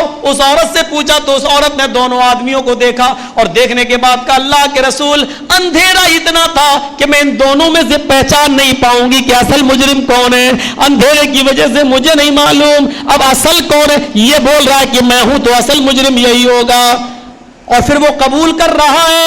اللہ کے نبی نے فرمایا جو اصل مجرم ہے اب اس کو سنسار کر دو. ترمذی شریف کی حدیث یہ کہتی ہے, ابواب الحدود کے الفاظ یہ کہتے ہیں اس آدمی کو جو اصل مجرم تھا رجم کر دیا گیا, اس کو پتھروں سے مار مار کے سنسار کر دیا گیا, اصلی مجرم کو مار دیا گیا. لیکن امام احمد اپنی مسند میں یہ نقل کرتے ہیں کہ جب اصلی مجرم کو مارا جانے لگا, اس کو جب پتھروں سے مارنے کا حکم دیا تو جبرائیل امین وحی لے کر آ گئے اور فرمایا کہ اس نے ایک بے قصور آدمی کی جان بچائی ہے. اے اللہ کے نبی یہ پہاڑ کے دامن سے بھی توبہ کر کے آ رہا ہے اور اللہ نے اس کی زنا کی توبہ کو قبول کر لیا ہے, اور وقت پر آنے کے بعد اس نے بے قصور آدمی کی جان بچائی ہے. لہذا اس آدمی کو چھوڑ دیا جائے, اس آدمی کو نظر انداز کر دیا جائے. اللہ نے معاف کر دیا, آپ بھی معاف کر دو, آپ بھی چھوڑ دو. تب اللہ کے نبی نے اس کو چھوڑ دیا. یہ امام احمد اپنی مسند میں نقل کرتے ہیں.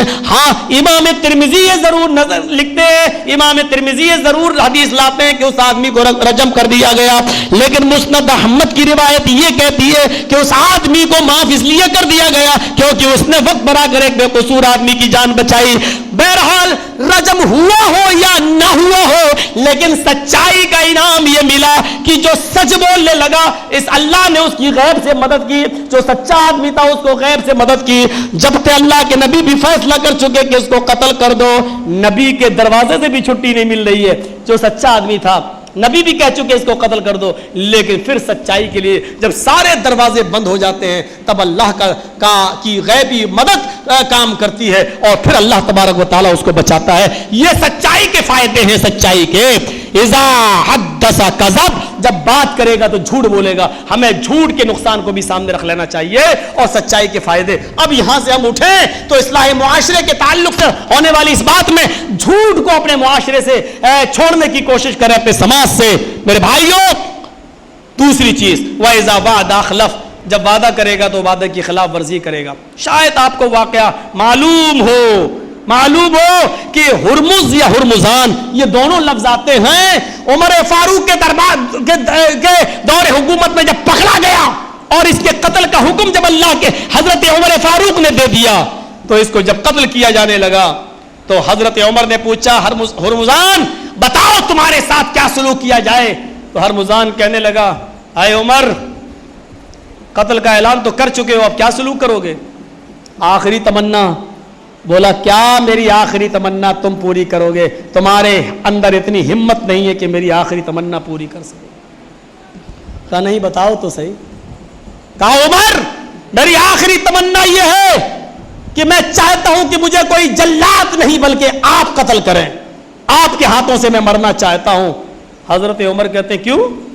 کہا میں نے سنا ہے کہ جب تو کسی کی گردن اڑاتا ہے تو تیرا ہاتھ کانپتا نہیں ہے, اور ایک ہی بار میں انسان کی گردن تن سے جدا ہو جاتی ہے. میں تڑپ تڑپ کر نہیں مرنا چاہتا. جلاد سے کہا اے تلوار ادھر دے, نیکی اور پوچھ. چل آئے ہرمزان, تیری یہ تمنا میں پوری کر دوں گا. کوئی اور تمنا ہے؟ کہا عمر ایک گلاس پانی پلا دو اپنے ہاتھ سے. بس؟ کہا بس. کہاں؟ پانی لائے حضرت عمر, پیالہ اور دے دیا, لو پانی پیو. یہی اس کی شاطرانہ چال تھی, لے پانی پی. تو حضرت عمر کی تلوار دیکھ رہا ہے ایسے, اور پانی ایسے کرتا ہے, چکما دے رہا ہے ایسے. جب 2-3 بار ایسے کر چکا تو عمر کہتے ہیں پانی پی, نوٹنکی مت کر, پانی پی. تیری زندگی صرف اتنی دیر کے لیے ہے جتنی دیر تو پانی پینے میں لگا رہا. پانی پی. پانی کیوں نہیں پی رہا؟ کہا عمر تیری غداری سے ڈر لگ رہا ہے. دیکھیے غصہ دلا رہا ہے. عمر تیری غداری سے ڈر لگ رہا ہے. کہا کیسی غداری؟ کہا مجھے ڈر لگ رہا ہے کہیں ایسا نہ ہو کہ میں پانی پی بھی نہ سکوں, اور جیسی ہونٹوں سے لگاؤں اور پینا شروع کر دوں اور پانی پی بھی نہ سکوں, اور تو میری گردن پہ تلوار مار کے میری گردن کو اڑا دے. حضرت عمر مسکرا کر کہتے ہیں کہ آئے ہرمزان, محمد کے ماننے والے اتنے بے وفا نہیں ہوتے ہیں. میں تجھ سے وعدہ کرتا ہوں, وعدہ. آئے ہرمزان, میں تجھ سے وعدہ کرتا ہوں جب تک تو اس پانی کو پی نہیں لے گا جو تیرے ہاتھ میں تیری گردن پہ تلوار نہیں چلاؤں گا. چل پانی پی. تو جانتا ہے کہ محمد کے ساتھی کبھی جھوٹ نہیں بولتے. ہنسنے لگا ہی ہی ہی کر کے. حضرت عمر تلوار سے اشارہ, بے پی جلدی پانی. ہنس کیوں رہا ہے؟ مرنے والا اور ہنستا ہے. کہتا عمر اب تو تیرا باپ بھی مجھے نہیں مار پائے گا. کہتے کیا بات, کیا کہنا چاہتے ہو تم؟ کہا ہرمزان نے, اے عمر میں جانتا ہوں کہ مسلمان کبھی جھوٹ نہیں بولتا. اے عمر میں جانتا ہوں کہ مسلمان کبھی وعدہ خلافی نہیں کرتا. ابھی آپ نے مجھ سے وعدہ کیا ہے جب تک تو اس پانی کو پی نہیں لے گا جو تیرے ہاتھ میں تیری گردن پہ تلوار نہیں چلاؤں گا. اے عمر نہ میں وہ پانی پیوں گا نہ تیری تلوار میری گردن پر چلے گی. اے پانی پی. اس نے اٹھا کر پھینک دیا, جا نہیں پیتا, نہیں پیتا. اب دیکھتا ہوں کہ وعدہ خلافی کرتے ہو یا نہیں. حضرت عمر کہتے ہیں اے ہرمزان جلدی سے میری آنکھوں کے سامنے سے دور ہو جا. میں ابھی بھی تجھے قتل کر سکتا ہوں لیکن ڈرتا ہوں. میرے نبی نے فرمایا ہے وعدہ خلافی کرنا منافقت کی علامت ہے. مجھے ڈر لگتا ہے کہ وعدہ خلافی کی وجہ سے کہیں قیامت کے دن 1/3 منافق بنا کر نہ اٹھایا جاؤں. آئے ہرمزان میری آنکھوں کے سامنے سے چلا جا. جا. کہنے لگا کیسی لگی میری سیاست؟ کہا ہرمزان بچ کے رہنا, آئندہ اگر کبھی بھی پکڑا گیا تو کعبے کے رب کی قسم آخری تمنا بھی تجھ سے نہیں پوچھوں گا. جس دن پکڑا جائے گا اسی دن تیرے قتل کا آرڈر میں دے دوں گا, تیرے قتل کا آرڈر دے دوں گا. علامہ شبلی نے لکھا ہے الفاروق کے اندر, علامہ شبلی نے لکھا الفاروق کے اندر کہ اس نے کہا عمر آپ کو ایسی نوبت ہی نہیں آئے گی, اس لیے کہ اب آپ مجھے کبھی کسی جرم میں پکڑ ہی نہیں پائیں گے. آپ کی وعدہ پروری اور وعدہ کو پورا کرنا اور پختگی جب دیکھی تو میں بھی مائل ہو گیا. اشہد ان لا الہ الا اللہ و اشہد ان محمدن عبدہ و رسولہ, یہ کلمہ پڑھ کر اس نے اسلام قبول کر لیا. عبداللہ ابن عمر کے جب انتقال کا وقت آیا تو بار بار کہتے تھے فلاں نوجوان کو بلا کر لاؤ, فلاں نوجوان کو بلا کر لاؤ. لوگوں نے کہا وہ تو بڑی دور کا رہنے والا ہے, کیسے بلا کر لاؤں, آپ کی طبیعت خراب ہے. ایک صاحب چلے بھی گئے بلانے کے لیے, لیکن عبداللہ ابن عمر نے فرما دیا لوگوں یاد رکھنا اس آدمی کو اگر وہ میری زندگی میں آ جائے گا تو میں اپنا وعدہ نبھا دوں گا. میں نے اس لڑکے سے وعدہ کیا تھا جب میری بیٹی بالغ ہو جائے گی, جب میری بیٹی جوان ہو جائے گی, میری بیٹی بالغ ہو جائے گی تو میں اپنی بیٹی کا نکاح تمہارے ساتھ کر دوں گا. آج میری بیٹی بالغ ہو چکی ہے, میں اپنے وعدے کو پورا کرنا چاہتا ہوں, اس نوجوان سے میں اپنی بیٹی کی شادی کرنا چاہتا ہوں. اگر وہ میری زندگی میں آ گیا تو میں اپنا وعدہ نبھا دوں گا، اور اگر وہ میری زندگی میں نہ آ سکا، میرے انتقال کے بعد اگر وہ میرے گھر پہ پہنچایا جائے یا جائے تو یاد رکھنا میں اجازت دے کے جا رہا ہوں، میرے اس وعدے کو پورا کر دینا۔ قیامت کے دن میں نہیں چاہتا کہ مجھے 1/3 منافق بنا کر اٹھایا جائے۔ لوگوں میری بیٹی کا نکاح اس نوجوان سے کر دینا۔ معاشرے میں ہم نظر ڈالیں، سوچیں۔ اور تیسری چیز وَإِذَا اؤْتُمِنَ خَانَ، جب امانت رکھی جاتی ہے تو خیانت کرتا ہے۔ آج امانتوں میں خیانت، مشورہ بھی تو ایک امانت ہے۔ آج ہم لوگوں کو اچھے مشورے نہیں دے رہے۔ ہماری بیٹی کی شادی، مولانا صاحب میری بیٹی کا رشتہ آیا فلاں جگہ کیسا ہے؟ اب مولانا جرجیس نے سوچا میرے بیٹے کا رشتہ تو اس نے اپنی بیٹی سے کیا نہیں تھا، آج اس کے ساتھ۔ اب میں نے لگائی بجھائی جو شروع کی، اچھا وہ، ارے وہ تو کالج میں پڑھتی ہے، ارے اس کا تو 50 لڑکوں سے ٹانکا بھیڑا ہوا ہے، ارے وہ تو ایسے ایسے میسج دیتی ہے اور باتیں کرتی ہیں کہ اللہ کی پناہ۔ اب ہم نے 1 میں 99 جھوٹ اپنی طرف سے لگا کر اس کو اس لڑکے سے بھی دور کر دیا اور رشتہ نہیں ہونے دیا جا رہا ہے۔ نہیں، ہم امانت میں خیانت کر رہے ہیں۔ حضرت علی سے پوچھو، ان کی بیٹی بیت المال کے کیشیئر سے ایک دن صرف عید کے دن پہننے کے لیے ایک موتیوں کا ہار لے آتی ہیں، تمہارے پاس آیا ہے میری سہیلیاں کل عید کے دن موتیوں کا ہار پہنیں گی، مجھے عاریتن دے دو، عید کا دن گزر جائے گا، ہم پہن کر بعد میں ہم تمہیں دے دیں گے۔ اس نے سوچا کوئی برائی کی بات نہیں، بیت المال سے وہ ہار لیا اور حضرت علی کی بیٹی کو دے دیا۔ حضرت علی کی بیٹی دوسرے دن صبح عید کا دن ہے، غسل کرنے کے بعد جیسی موتیوں کا ہار اپنے گلے میں پہنتی ہے، حضرت علی کی نظر اپنی بیٹی پر پڑ جاتی ہے۔ بیٹی، تمہارے باپ کی تنخواہ تو اتنی نہیں ہے کہ وہ ہار خرید سکے، یہ تمہارے پاس ہار کہاں سے آیا؟ کہ ابو آج میری سہیلیاں نئے کپڑے پہنیں گی، نئے زیور پہنیں گے، بیت المال میں یہ ہار آیا ہوا تھا، میں نے بیت المال کے کیشیئر سے، ناظم مالیات سے میں نے 1 دن کے لیے ہار لے لیا ہے، آج پہنوں گی اور شام تک واپس کر دوں گی۔